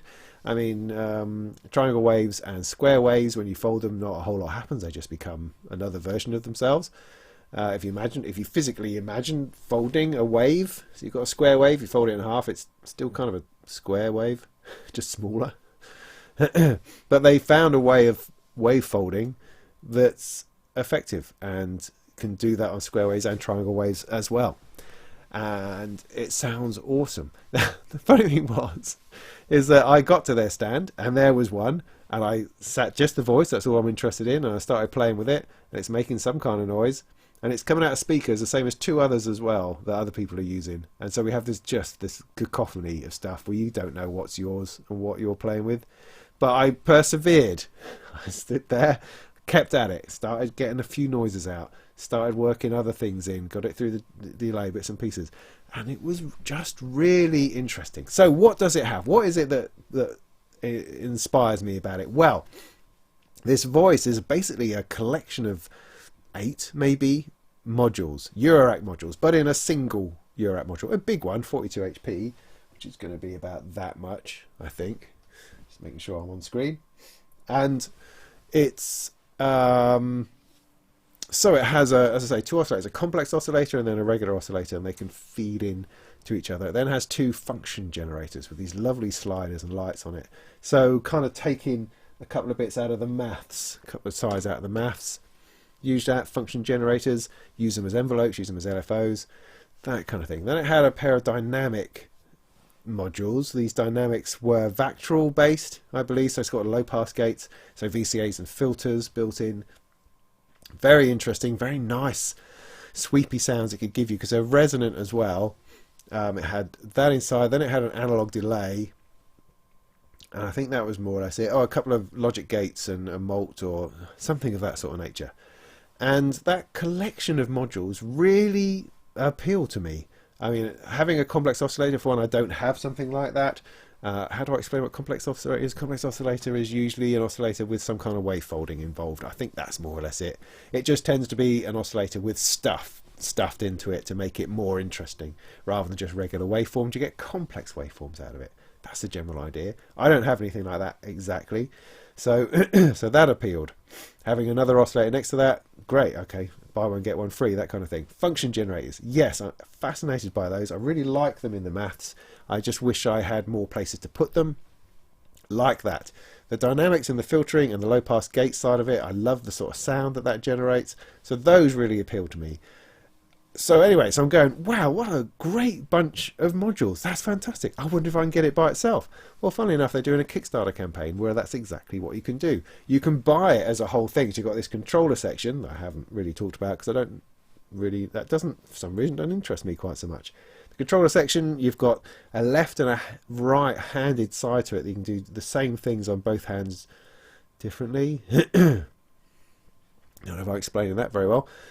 But there's a lot of control for a lot of weird stuff, and what was more interesting to me was how can I use that voice in my Eurorack, and indeed can I do that? So speaking to the guy at Pittsburgh, very nice, very able to give me a really good demo on it, which is fantastic. So I had no idea what I was doing half the time, but he sorted me out, and the other people cleared off as well, so we're actually able to hear the thing, which was great. So what was I talking about? So yeah. So absolutely, you can use it in anything, and it's a great bunch of modules, and it's on Kickstarter, and to buy just the voice was about $600, I think $700, which is not far off the price of some of these Make Noise modules, you know, some of the higher end ones of those, or semi-modular like the Mother 32. Yeah, it's a little bit more, but it's along those sort of lines. So it's a sort of about the price of a semi-modular, of a decent semi-modular synthesizer. If we're assuming pre-Behringer or something, you know, that kind of a arena of a No Coast or the Pittsburgh SV1 itself, you know, the black box, things like that. So those modules individually, if you were to buy them, were going to be, I mean, a complex oscillator could be $300-400 by itself. Other things $100-200. So there's easily like $1,500 worth of stuff in that one voice. And so for me, I thought, wow, I kind of got to have one. Because, I mean, there's been over the Superbooth and the lead up to Superbooth, I had a bit of a change in my thinking with my Eurorack. Because I'm still, I like to identify things I'm not really using. I mean, my poor old Mother 32 is sat under the desk now for about 6 months, and I haven't looked at it. And that's a shame. That's a shame, because it's a nice synth, but I'm not using it. So I need to perhaps turn that into something that I would like to use. I'd very much like to use the Pittsburgh thing. So I think it's time to cash the Mother 32 in to go towards something slightly more eclectic. Similarly with the Instruo stuff. I love all their stuff. I love the look of all of their modules. But I don't have one yet. Because they're quite expensive, and they're quite unique and quite big. But I'm starting to talk myself into the idea that I need to push out into more experimental modules. I've got a lot of good stuff, a lot of good solid stuff, and I can make good solid techno-y kind of stuff. I can make noises with this, absolutely I can. But perhaps I need to explore a different sort of edge. And that particular voice from Pittsburgh, I thought, yeah, awesome. Let's go with that. Or at least let's give that a try. Because I think that could bring a lot of interesting stuff. Similarly, the granulator from Instruo, I'm thinking, yeah, that could be interesting. So I don't have any sampling at all in my rack. That could be good. The Make Noise Mimeophon is another delay. Maybe it's time to cash in the magneto for that. Could be turnaround time, and I could end up with a row of really beautiful modules. Is that important? Does that matter? Yeah, kinda. Does it? Yeah, maybe. I don't know. I mean, I get purchasing anxiety about these sorts of things all the time. I don't know. Interesting though, eh? So yeah, the Pittsburgh stuff, very, very interesting. I mean, obviously they're trying to sell it as a complete unit, and that's cool. I mean, look at it. It looks... Where's my thing? It looks great. It's a lovely looking thing. I have other pictures of it. There's another picture. That's the controller. And then that's the voice.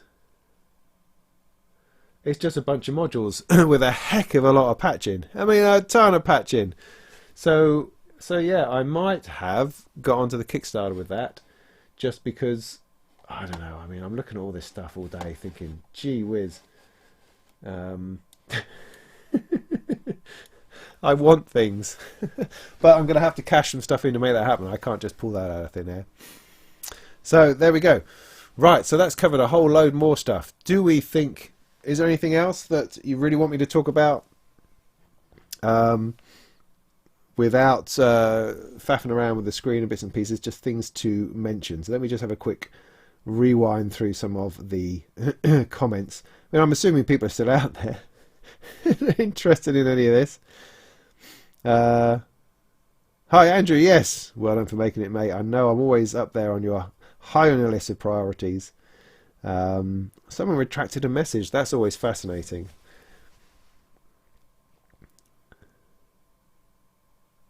Modular controller from Special Waves. No, I didn't see that. Have I experienced any major problems on my MS-101? No, none at all. I haven't used it via MIDI, so I haven't actually seen the MIDI problems, and I haven't updated the firmware yet. I will do that sometime soon. Behringer were there at the show. They didn't have anything interesting particularly. Their stand was always surrounded by people in black t-shirts banging out 909s and things. Wasn't very interesting. They did have that fabulous demo of their Oberheim, the UBXA, their Oberheim clone, just before the show, where they played like 3 notes. They had some guy, Keith I think it was, Keith from Midas in Manchester, going, right, I got the OB1, not the OB1, whatever it is they're calling it, their Oberheim clone, massive keyboard thing.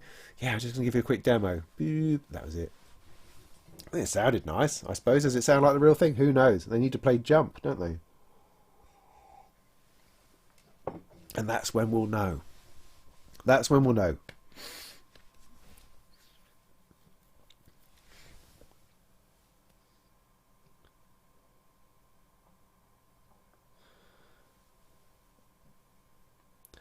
Okay, I seem to have gotten to the bottom of those.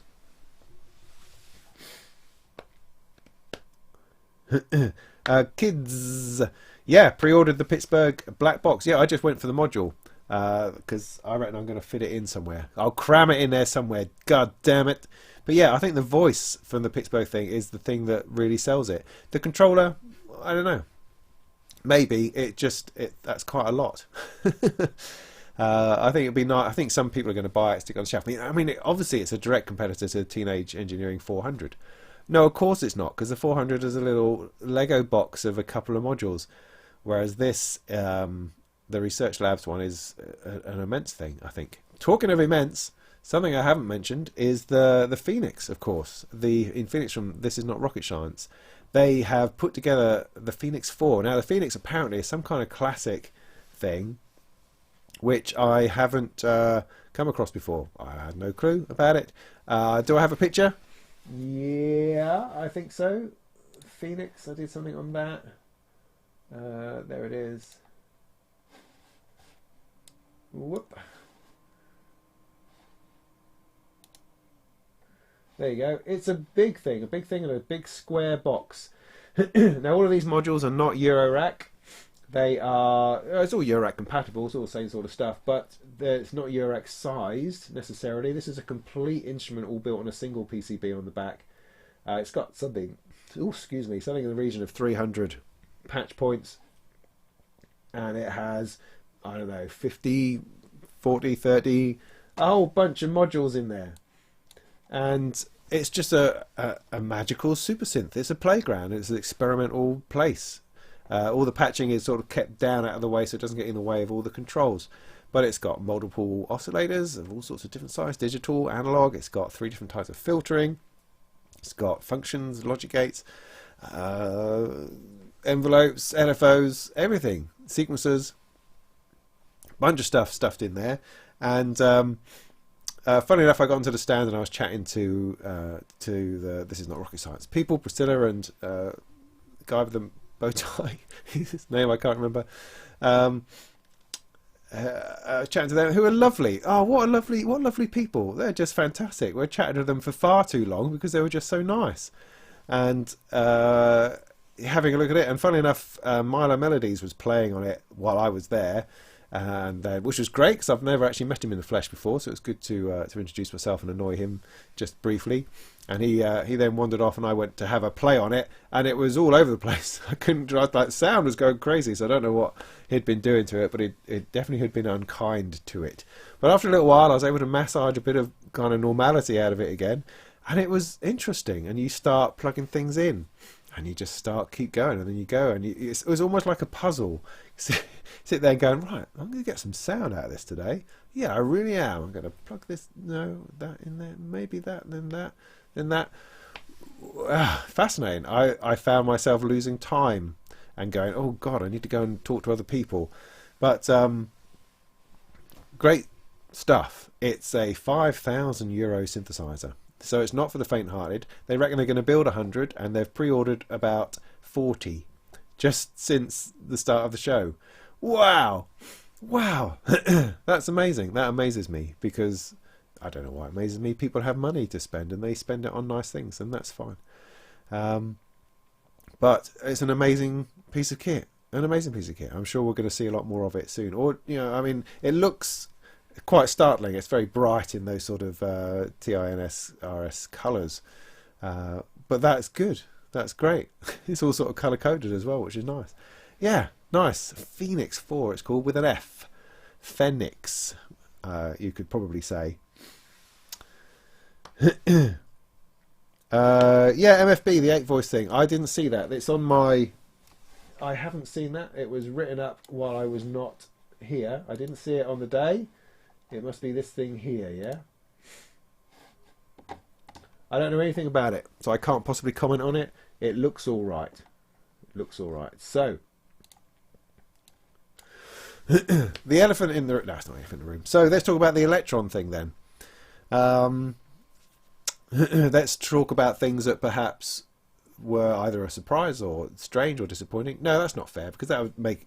No, I'm not going to do that, because that doesn't seem fair. But there are other things and other things that didn't wow me, that just went a bit differently. The Elektron thing, well, weird. All I can say is that that's completely weird. Did I see one in the flesh? Yes. It looks weird in the flesh, looks weird as an image. I appreciate that it's based on something they did 10 years ago, 15 years ago, the Mono Machine or whatever it is. I wasn't aware of that before I saw the leak of the Digitone keys, I think it's called. So it was completely new to me, and I thought, that's just strange. It's just really weird. It literally is crafting a keyboard onto the side of a sequencer Groovebox drum machine style thing. I mean, the Digitone is an FM synth. It's not really a drum machine, but it does have that flavour to it, as all Elektron stuff tends to have. And so putting the keyboard alongside, it's just a weird paradigm. Doesn't mean that it's wrong. It just kind of weirds me out. Now, people have said, oh, it's great for two people, though. Great for two people. That Mono Machine was great for two people. Well, yeah, but they might have... I don't think that's it. Because the reason I say I don't think that's it is because they've got the mod and pitch wheels to the left of the Digitone. So you've got the pod and Mitch wheels. Then you've got the Digitone, then you've got the keyboard. So if you're saying, oh yeah, you split it up so one person plays on the Groovebox element, one person plays on the keyboard, yeah, but then I'm going to have to reach around you to get to the mod wheels and the pitch wheels. So I don't think Elektron really thought of two people playing it as a selling point, particularly. Maybe, but if they did, then someone needs to slap the designer. They didn't get that right. But, I mean, the Digitone is a great synth, people tell me. I've never played on one. I've never played on any Elektron stuff. I'm sorry. I have only so much room in my life for gear, and Elektron has never at any point really particularly appealed to me. I appreciate it as good product. Same as something like Jomox is very similar. I appreciate it as good product. It's just not something that immediately appeals to me. It seems to have... a workflow that I don't know, I'm never quite able to really connect with, and that's fine. I mean it no harm. It's just not my vibe, man. And perhaps it would be if I spent enough time with it, or I gave it a bit of time. If I had one, for instance, then that might change. But as it is, it's just not my bag. And I felt that the keyboard version was just weird, just strange. Now, no, yeah, I don't know. I mean, if you, with a traditional synthesizer and you have all the gear above the keyboard, I can see that there's a distance in that. And if you're playing with these things, you're a bit further away from these things. Is that a problem? Is it better to have it on the side? Ergonomic reasons, desk saving reasons? Yes, it doesn't have the depth that most synthesizers have, so that's a good thing. Great. That's a good thing. But because we're kind of used to where synthesizers go and the size that they are, then I don't think that's a major factor. It's just a weird thing. I mean, it got people talking. I mean, the Elektron stand was packed the entire time. So they're obviously doing it right. And the fanboys and girls, the people who are really into it, I think are going to continue to be into it. The rest of us are going to be going, what do they do that for? So yeah, that's my vibe, I think, on the thing. I'm unsure about that Elektron Digitones keys. What can I tell you? The other little synth that was there was the SB1 Space B SH101 clone. Are we allowed to say that? I don't know. By a company called Superlative. It looked great. It was black on a black background with black lights that light up black to tell you that something's happened on a black tablecloth. So on the video that I saw of it, you couldn't really see it. It just faded into the background. So that was slightly strange, I thought. So black keys is what I mean. All the keys were black. Everything was black on it. But it sounded alright. It sounded like an SH101. It's very, very thin. One of the thinnest synths, I think, on the market. They had to design a special keyboard to make it that thin. So it was a bit sort of specially designed squishy keyboard or something. Not quite sure. But it's one thing that it had. It had two things, I think, that made it different. It has a sequencer built in which you can save sequences and chain them up, make a song, that kind of thing, so you can have more than one sequence going on. Cool, that's cool, we like that. And it's rechargeable. It will run on 10 hours of battery apparently, which is cool. Like the IK Multimedia Uno synth does that, but an SH101 doesn't do that, I don't think. The MS101 from Behringer doesn't do that. But they hadn't pulled out the extra oscillator from the 3340 chip. They kept it as authentic, the SH101, as possible. And all of that is cool. I mean, it was a great looking, fabulous looking, futuristic clone of the SH101. Awesome. Problem is, the MS101 is a problem. This is when we start to hit the Behringer conundrum, in that Behringer are able to release something which sounds every bit as good, with all the features or more features, for a lot less money. And that's difficult. There's no answer to that. Behringer exists, they do these things, and they make good products at a fabulous price. So when he was asked about the price, the guy said, well, I think it's a sort of price that will make people happy. Right, okay, so great. So what does that actually mean? He says, well, I reckon it'll be less than a second-hand SH101. I'm thinking, oh God. Second-hand SH101 will go for $1,000. So it's going to be less than $1,000. Right. And I could buy 3 MS101s for that. And then I could save patches on each of them individually. It's not fair though, is it? It's not something just deeply unfair about it. I mean, I'm not criticizing anybody in any particular direction. I'm just stating it as something which is there. These people have invented and built a fantastic looking SH101 clone, and they want to market it, and their competition is Behringer, who have won 1/3 of the price. It sounds the same. It has to sound the same. It's all based on the same technology. Both of them are clones. Both of them are using the same chips. I don't know. One of them has rechargeable batteries. Is that good? I don't know. The other one comes with a mod grip. Don't know. That's out there. What else did I see? Trying to think. Time's getting on. Future Sound Systems were cool. Nice to meet the guys there. They had a couple of modules that they put together with Mute Records, I think it is. One of them was mutes, a bit like the DivKid mutes, but it had grouping on it, which was a bit interesting. The other one was a macro knob, which is great. You use just one knob, you turn it, and it has 6 CV outputs, all with offsets, so you can send that out to 6 different things and change them all at once. Cool, very cool thing. Like that a lot. Other thing I saw was Elektrophon, the Elektrophon Clang. It's here. It's finally here. The fantastic Elektrophon guy was there. Fantastic beard, fantastic t-shirt, fantastic lights. This enormous rig of stuff, because that's the only case he's got. He said he couldn't bring a smaller lot of stuff because he just has this enormous case of modular. So he brought the whole lot in with his little module on it called the Clang, and it's a brilliant little module. It's exquisitely designed. It's got this portal on the front with these arrows that point to notes on a scale around the outside, and it kicks out 4 voltages of chords. It's just a chord generator, but it's a beautiful looking chord generator, and you can store sequences of chords inside it and then trigger those out. Great. It's going to be available very, very soon. Yeah, he's run out of money, poor guy. But he has finally got them built and he's getting them to shops. And he's hoping that somebody will buy one so that he can then get some food. But he brought it last year for the first time. I thought it was one of the best things at the show.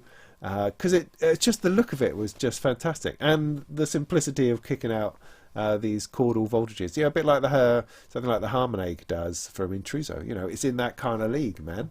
And that's great. That's really, really good.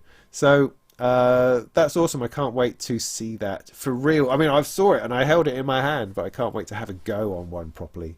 So it was really great to see that. What else? I don't know. Any other reminders from people? Is there anybody left out there? Because we're nearly done our couple of hours now. The O1 IV mentioned. Thank you, Stefan Van Leeuwen. Van Leeuwen, you and all the other Van Leeuwens are very welcome. Congratulations for making it here and for bringing that up.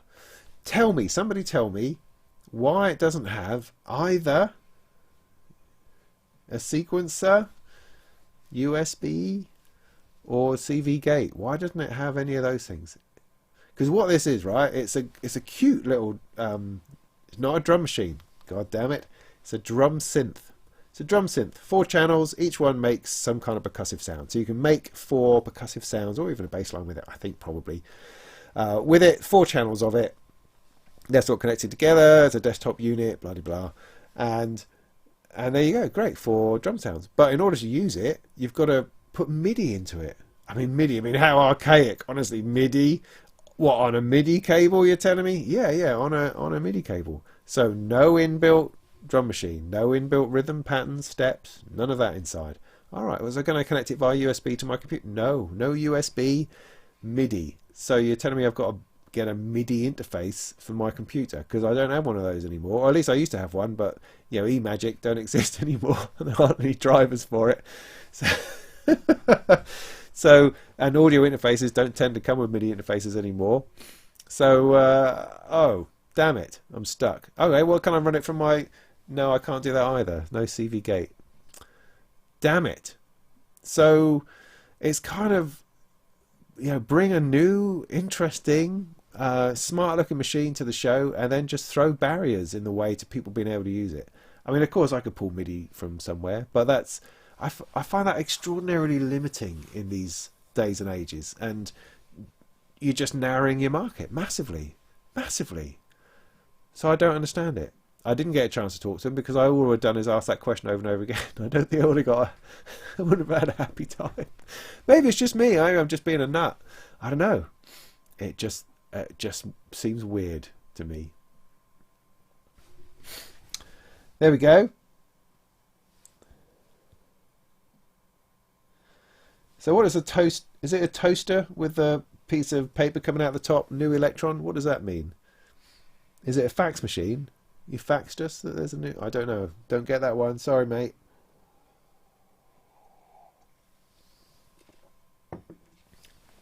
Yeah, I've got an edge cutter. Just in response to Mark's question. Not question, statement.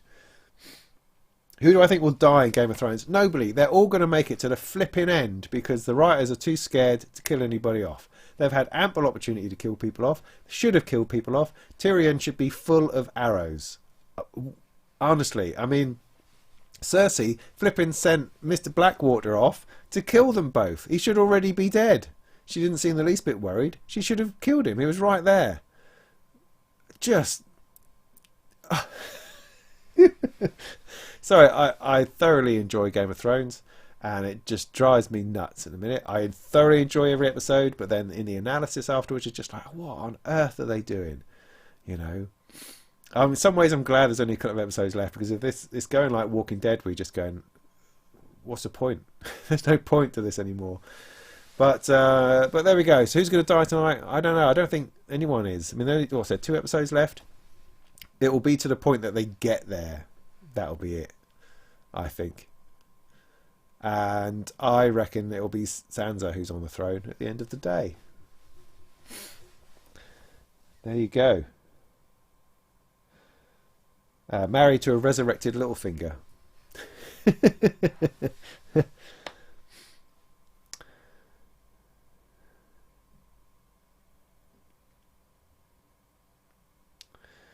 Cool. So apparently the voices can be played chromatically. Great. Great for the 01V1. 01V1. Well, people start naming. When are people going to name things right? I mean, putting a slash in, what's that about? Same with the SB1. It's the SB1 slash space B. Is that how we're supposed to talk about it? The 01V1. 01V1? How did you say what it was? I can't remember what it was. An 01 slash V1 or something. Ah, stop it. Call things sensible names, people. What's the matter with you out there? Ah, drive me crazy. So, anybody else have anything interesting to say? I don't think so. Have I gone through everything? What have I forgotten? God damn it.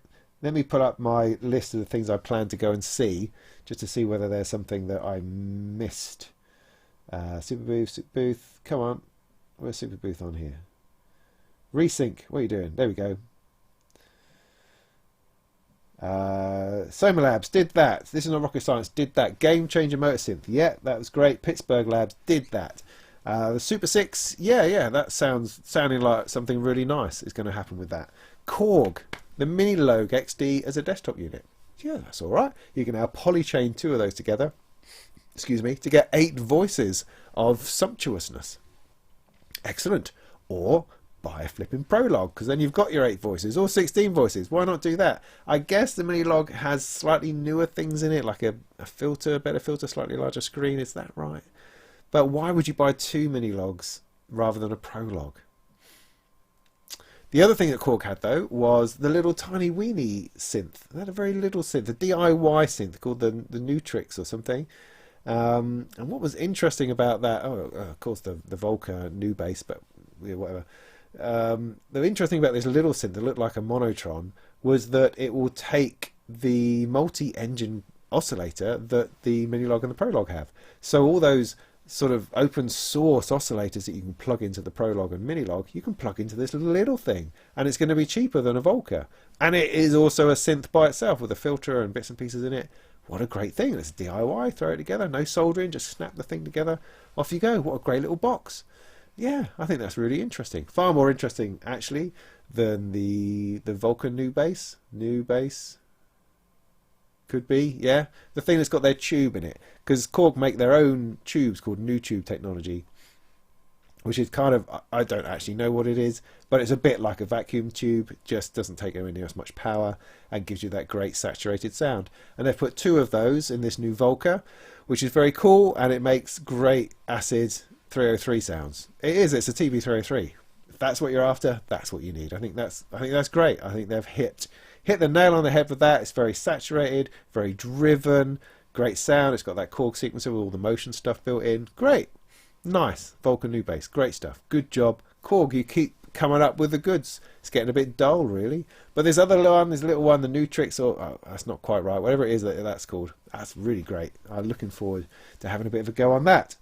Okay, Uno Drum did that. Behringer, yeah, nothing much going on there. The Make Noise Mimeophon, enjoyed that a lot. Genko Wave, yeah, I got to see the Genko Instruments Wave. They've got this ring you put on, a Eurorack module. You turn this about, and it changes CVs. It always seems a bit crap, but I have a lot of hope for it, because I actually had a go, and I thought I sounded pretty awesome. I mean, as I said to the guy, it's difficult because it's a performance device, and you have to enter into kind of performance mode to do it. Otherwise, you feel stupid and embarrassed because you're going.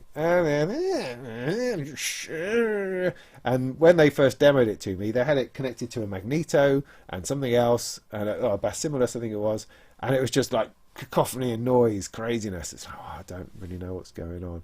Anyway, but then they calmed it down. We just played with the filter on a couple of things. I thought, yeah, there's real potential here. I'm always interested in that kind of thing. I don't know what it is. I've always liked virtual reality gloves and leap motions and touch screens and stuff.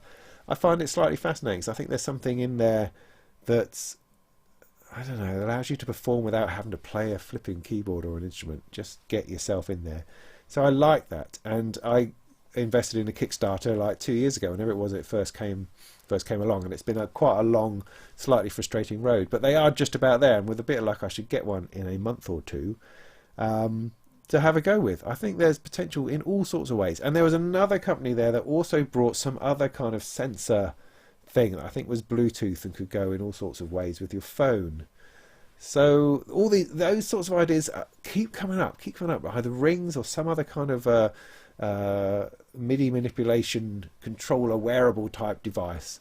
And they're always interesting, very rarely really go to the next level. But I will see what I can do about talking about this little weird ring thing, because I've got some ideas about spinning it around my head and creating oscillators and LFOs with it and stuff. Anyway, so yeah, saw that. Nice to meet the guys there who are doing that. Very nice, very interesting. Looking forward to actually finally getting some product.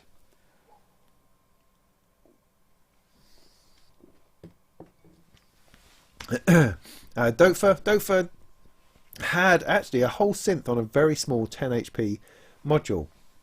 It was great to see Dieter again, and he remembered me. Hooray! I kind of feel like that's an awesome thing ever, because if you don't know, I interviewed or sat down with Dieter for an hour at the Thomann Synth Reactor back in March, and we just sat down and chatted and talked about his rack and his polyphonic plans and bits and pieces, and I had just the most awesome time. Such a lovely guy. And so the first thing I did when I got there, as I was walking around, I spotted him over by a stand. It wasn't busy at that point, and I hopped over there and said, "Hi, do you remember me?" And he said, "Yes, of course." And that was great. I wouldn't, I'd like to say he gave me a hug, but he didn't. He just said hello, shook my hand, and said, "Yeah, he liked the video," and that kind of thing. I gave him my card, and then he went straight into demo mode and told me all about his new gear. It's like, yeah, all right, okay, back to work then, I guess. But they do have this great little synth voice packed into 10 HP. Awesome, that's a great thing. It's got a lot of other small modules as well, which I think is a good idea. They're all under 100 quid. All the modules you want, you could build an entire synthesizer in quite a small box. Very, very cool. So there was that. Fraptools we talked about. Black Corporation. They were showing the Kamiji, which is the Polycobol clone tribute thing, I think, which I didn't actually get a chance to play on. But it was great to meet Bob and to chat to him about my Deckard's Dream project, which is to build a flipping Deckard's Dream, which I'm going to be embarking on soon. So that was great. And that's also interesting because Behringer have been talking about, and Yamaha both been talking about the CS80 in recent weeks. Yamaha foolishly, casually asked a few people on one of their forums, how about we build a CS80? Would you like that? That'd be nice. I mean, people have been banging on about us rebuilding some of our old synths for like decades, and we've been ignoring it, completely ignoring it. Then we had a little stab at it with the reface things. Thought we might have a bit of a dabble. People seem a little bit pleased, but they keep banging on about this bloody CS80. Honestly, but it's not as if Vangelis. Oh no, he did. Yeah. Oh, what one of the most famous films ever, on the most famous soundtracks with the most famous sounds. That was one of ours, was it? Oh, okay. So, would you like a CS80? Would you like us to sort of evolve it a bit? Okay, let me stop you there, Yamaha. We'd like the original CS80, please, because if you evolve it, it'll end up being a flipping montage, won't it? It will be a montage. It'll be a Mod X. It'll have a whole load of horrible lights and great big glowy knobs and menu systems and touch screens and all that kind of crap. So no, don't mess it about. Make us a CS80. That would be great. Just perhaps, not quite so heavy, maybe. Not quite so bulky. So yeah, Yamaha asked the question, and that was nice. And let's go, ooh, that's quite nice. And so Behringer then saw that and went, right, we'll have a bit of that. So would you like us to make one? They said, we'll make one, right? We'll make one, we'll make it dead cheap. Be great, be cheap. And so everyone went wild over that as well. And I just, I appreciate what Behringer do. I keep going on about this. Just slightly disheartening when it's head-to-head with the actual original manufacturer who's saying we could build one. It just seems disrespectful or cheeky. Does it? Is that right? Is that trying to imprint emotional responses upon bits of hardware and business decisions? I don't know. This is a music industry, man. It's full of emotion. I don't know, the things that we attach to instruments. Anyway, so Behringer came up with a mock-up of what they were doing, which included the entire preset system on the left. I don't fully understand the CS80 and what these things were, but it kind of seems like they just took everything that they saw on the front panel of the CS80 and replicated it into a normal size workstation without any real regard to the sizing of things or the appropriateness of stuff. And so it's kind of like, yeah, all right, Berich. You think you might need to think about it just a little bit longer, maybe. But it's interesting. It's interesting. We may well be having a CS80 with us soon, probably before I finish the Deckard's Dream. And the Deckard's Dream, as we know, is a tribute to the CS80. So interesting times. Interesting times. Halfway through my list. I appreciate it's now 10 o'clock. I'll try to wrap this up shortly, just making sure I've done everything. Native Instruments, they had the Audio 6. I have an Audio 2 here, which I did a review of recently. They have an Audio 6, which is a slightly bigger version. What's interesting about that? Let me tell you. The interesting thing about that is that the outputs are DC coupled. DC coupled. What does that mean? It means that you can run control voltages through it. Now, as I understand it, talking to them about it, it doesn't have a massive range. So you can't do like 5 octaves of stuff. You only like do a couple of octaves, 3 octaves of voltage or something. I haven't quite wrapped my head around exactly what they mean or why that is. But suffice to say, you can get some DC voltage out of these things. Because your audio interface is usually AC coupled, which means it has a filter in it to filter out flat voltages. Because a flat voltage is essentially going to push your speaker out, or it's going to cause a hum, which you don't want in your audio. And so they put a little filter in, which means that it filters out any small rumble and vibrations which are a very low wobble.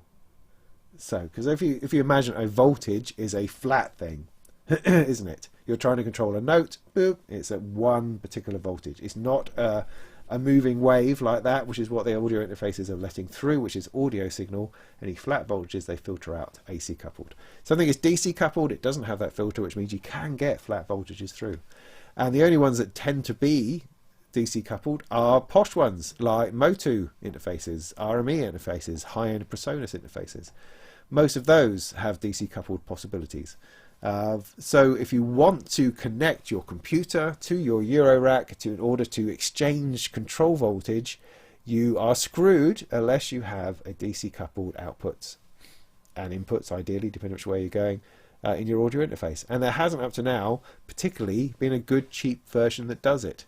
I did it, funnily enough, on the Roland Demora, because that could be an audio interface, and it does have the ability to have DC coupledness, but it also mixes through the audio, so it sort of worked, but it's not ideal. Anyway, going round the houses with this one.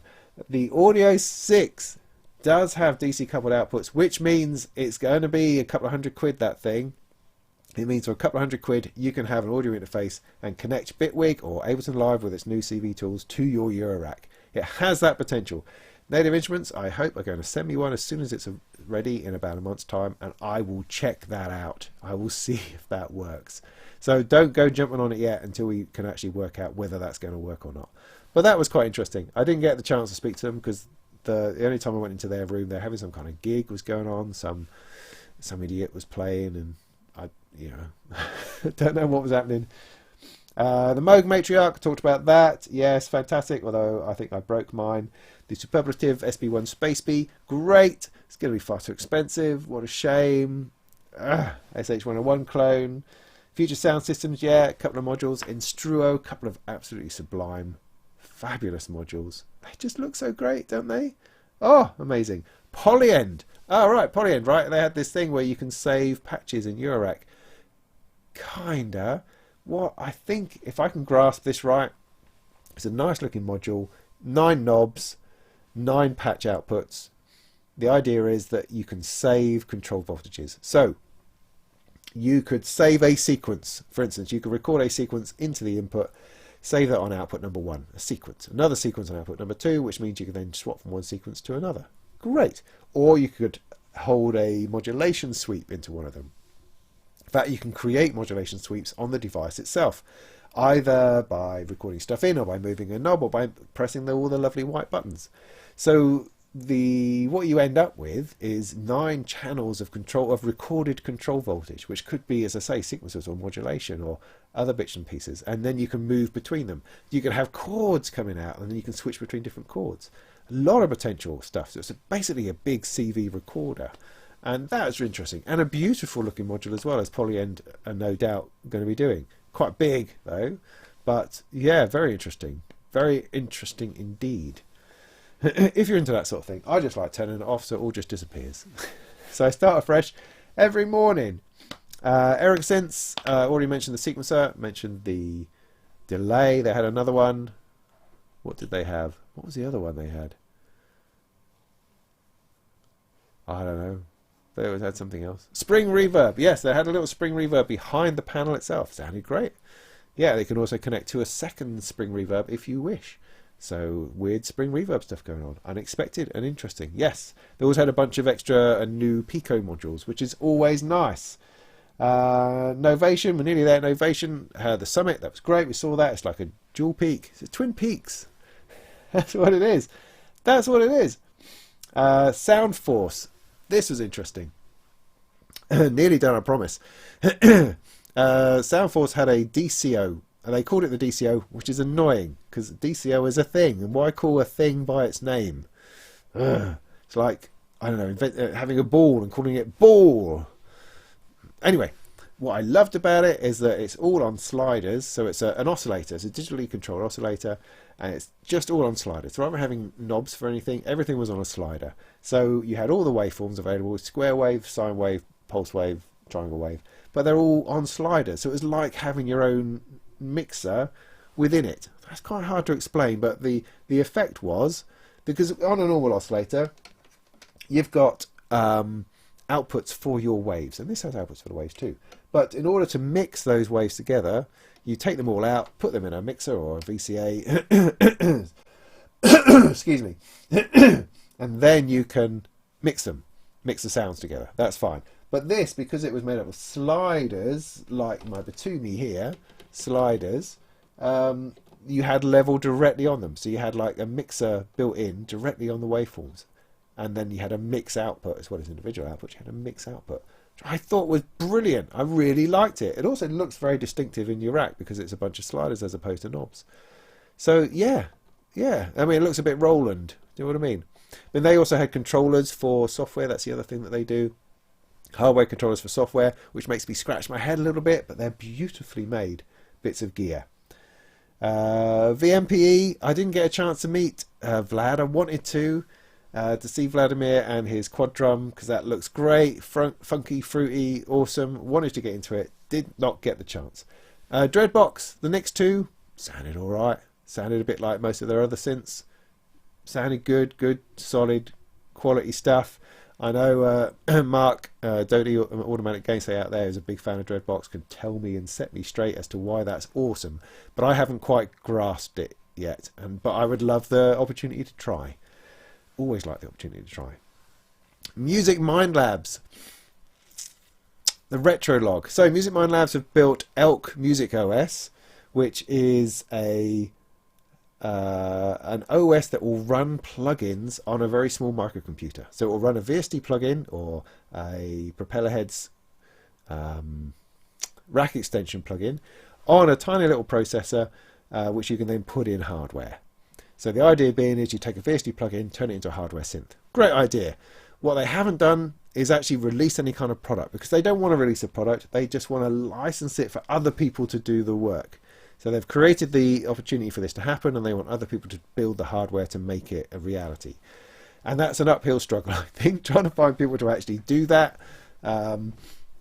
is slightly frustrating. But they teamed up with Yamaha, and they got this thing made that was the Retro Log, which is a Steinberg software synth, which was then realized in hardware with most of the controls in hardware.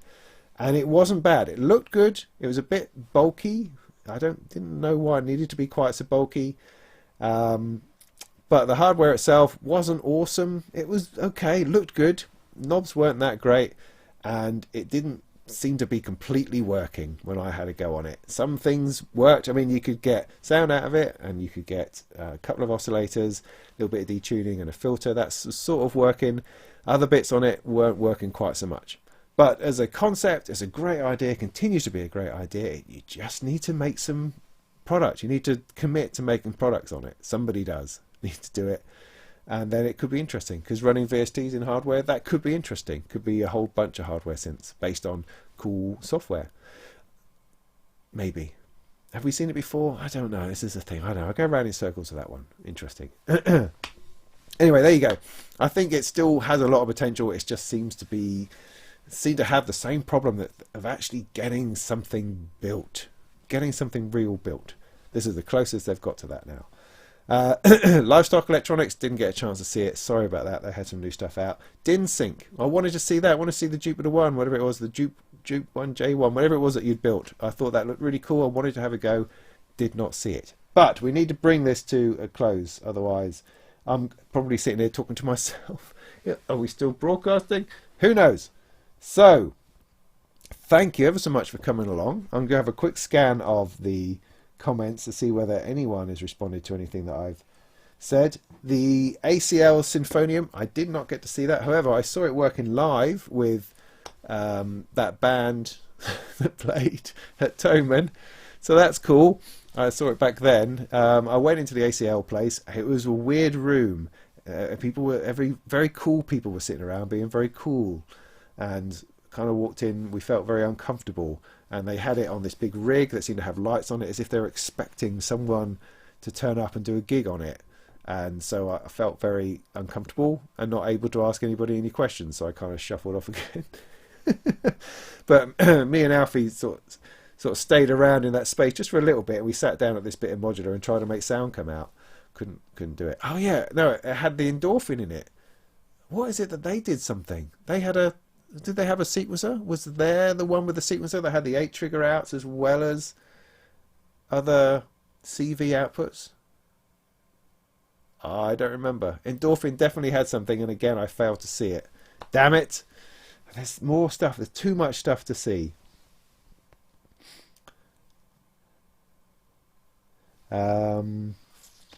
Yeah, a bit about CS80 stuff there. Yeah, cool. Nice. You weren't keen on the JP1. Fair enough, Edna. That's fine. That's fine. I didn't get a chance to try it.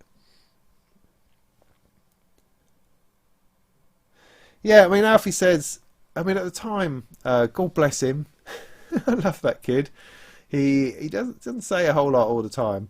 But today, funny enough, when his mum's asked him how it went on, he said, "Oh, it's fantastic. A lovely time." I'm going, "Oh, did you? Great. Oh, that so pleases me." As I collapsed into tears. Thinking, oh God, I'm so glad about that, because he seemed a bit bored. I mean, what I'd planned to do is to give him the GoPro and get him to film stuff as we went around. That was absolutely the plan, and the plan just vanished. I don't know what happened to it, and that would have given him something perhaps more to do, so he didn't have to just stand around while I was talking to people. But he seemed to enjoy it. I mean, we both got really tired by the end of it, so we'd had enough by the time we went home. But yeah, he seemed to. He says he really enjoyed the bloopiness. I mean, that's cool. That's cool. I really hope that this sparks something in him. I keep meaning to sort him out with something that he can play with just by himself and start making some noises, because you never know what to do with kids. You never know whether to, with your own children, I mean, trying to give them a guitar. Are they going to play it? Are they going to hate you for it? I mean, I was kind of forced into piano lessons when I was a kid, but I was immensely grateful that I was. Hated it at the time, grateful now. But the other people do that. Other people have that experience and never touch another instrument again. So it just depends. I think it's a really hard thing to judge, and my attitude towards it is trying to let stuff be accessible. If I can allow my kids to play on stuff, have it open enough so that they can have a go if they want, then I think that's all you can do, and then it has to be their decision. Because I mean, it only takes a couple of years to learn a guitar or learn an instrument or something. It doesn't have to be something you do from the age of 4. You can get into it at any time. And as long as there's music in the house, as long as there's musical equipment that they're able to access, then I think that's all I can really do. What they love Tim Exile's Endless app. Can't get enough of that. Can't get enough of that. That's fantastic. Yeah, I spoke to Tim as well at the show. That was great. Good seeing him again. Good. Yeah, well, we're probably going to have to wind this up then. Did I see the company running a modular from a USB battery pack? No, I didn't. That's becoming more of a thing. Batteries and modular and stuff. Cool. It's not something I get that excited about, but it's definitely a thing. Used to work for NASA, or stuff that designed for NASA. Was that before or after Challenger blew up?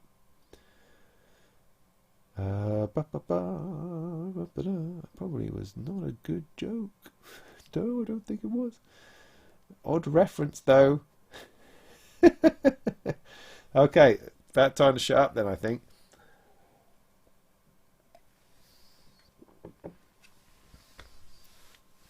Right, good. So yeah, Superbooth, great time, fabulous place, very tiring to try to fit in a day. A lot of great stuff to see. Looking forward to stuff that's coming out afterwards, and when we actually get to see some of this product and get a chance to play on it. Some great videos out there from all the usual people. It's great to see Bo and Felix out there. Ben, good to see you. Sam, a few people I didn't get a chance to see. Gaz, where were you, man? But what a great place, what a great vibe. It's really a nice, friendly place. All these people were quite happy to give you demos on their gear. It's a great event. A lot of great performances that I didn't get a chance to see.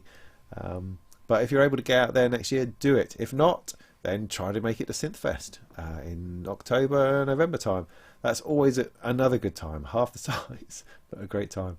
So what's going to be my pick? Well, I imagine it's going to be a toss-up between the Pulsar 23, which I'm probably never ever going to get a go on, and the Pittsburgh Voltage Research Labs voice thing, because I am going to get a go on that because I'm selling stuff in order to purchase it. So the plan is going to be in here somewhere, ditch the Magneto, ditch the Mother 32, try to raise a bit of money from that, and instead see if I could squeeze in that Pittsburgh voice, the Make Noise Mimeophon, no idea what the price on that is yet, and the Instruo thing. Maybe I'll have to sell some other stuff. But maybe get those three in. That would make a very attractive row. Very, very interesting. Great. Thanks for spending time with me tonight. That's been a long time. Sorry about that. There's just an awful lot to talk about. I hope that was interesting. I hope the swapping the screen thing worked all right. I don't know whether it did.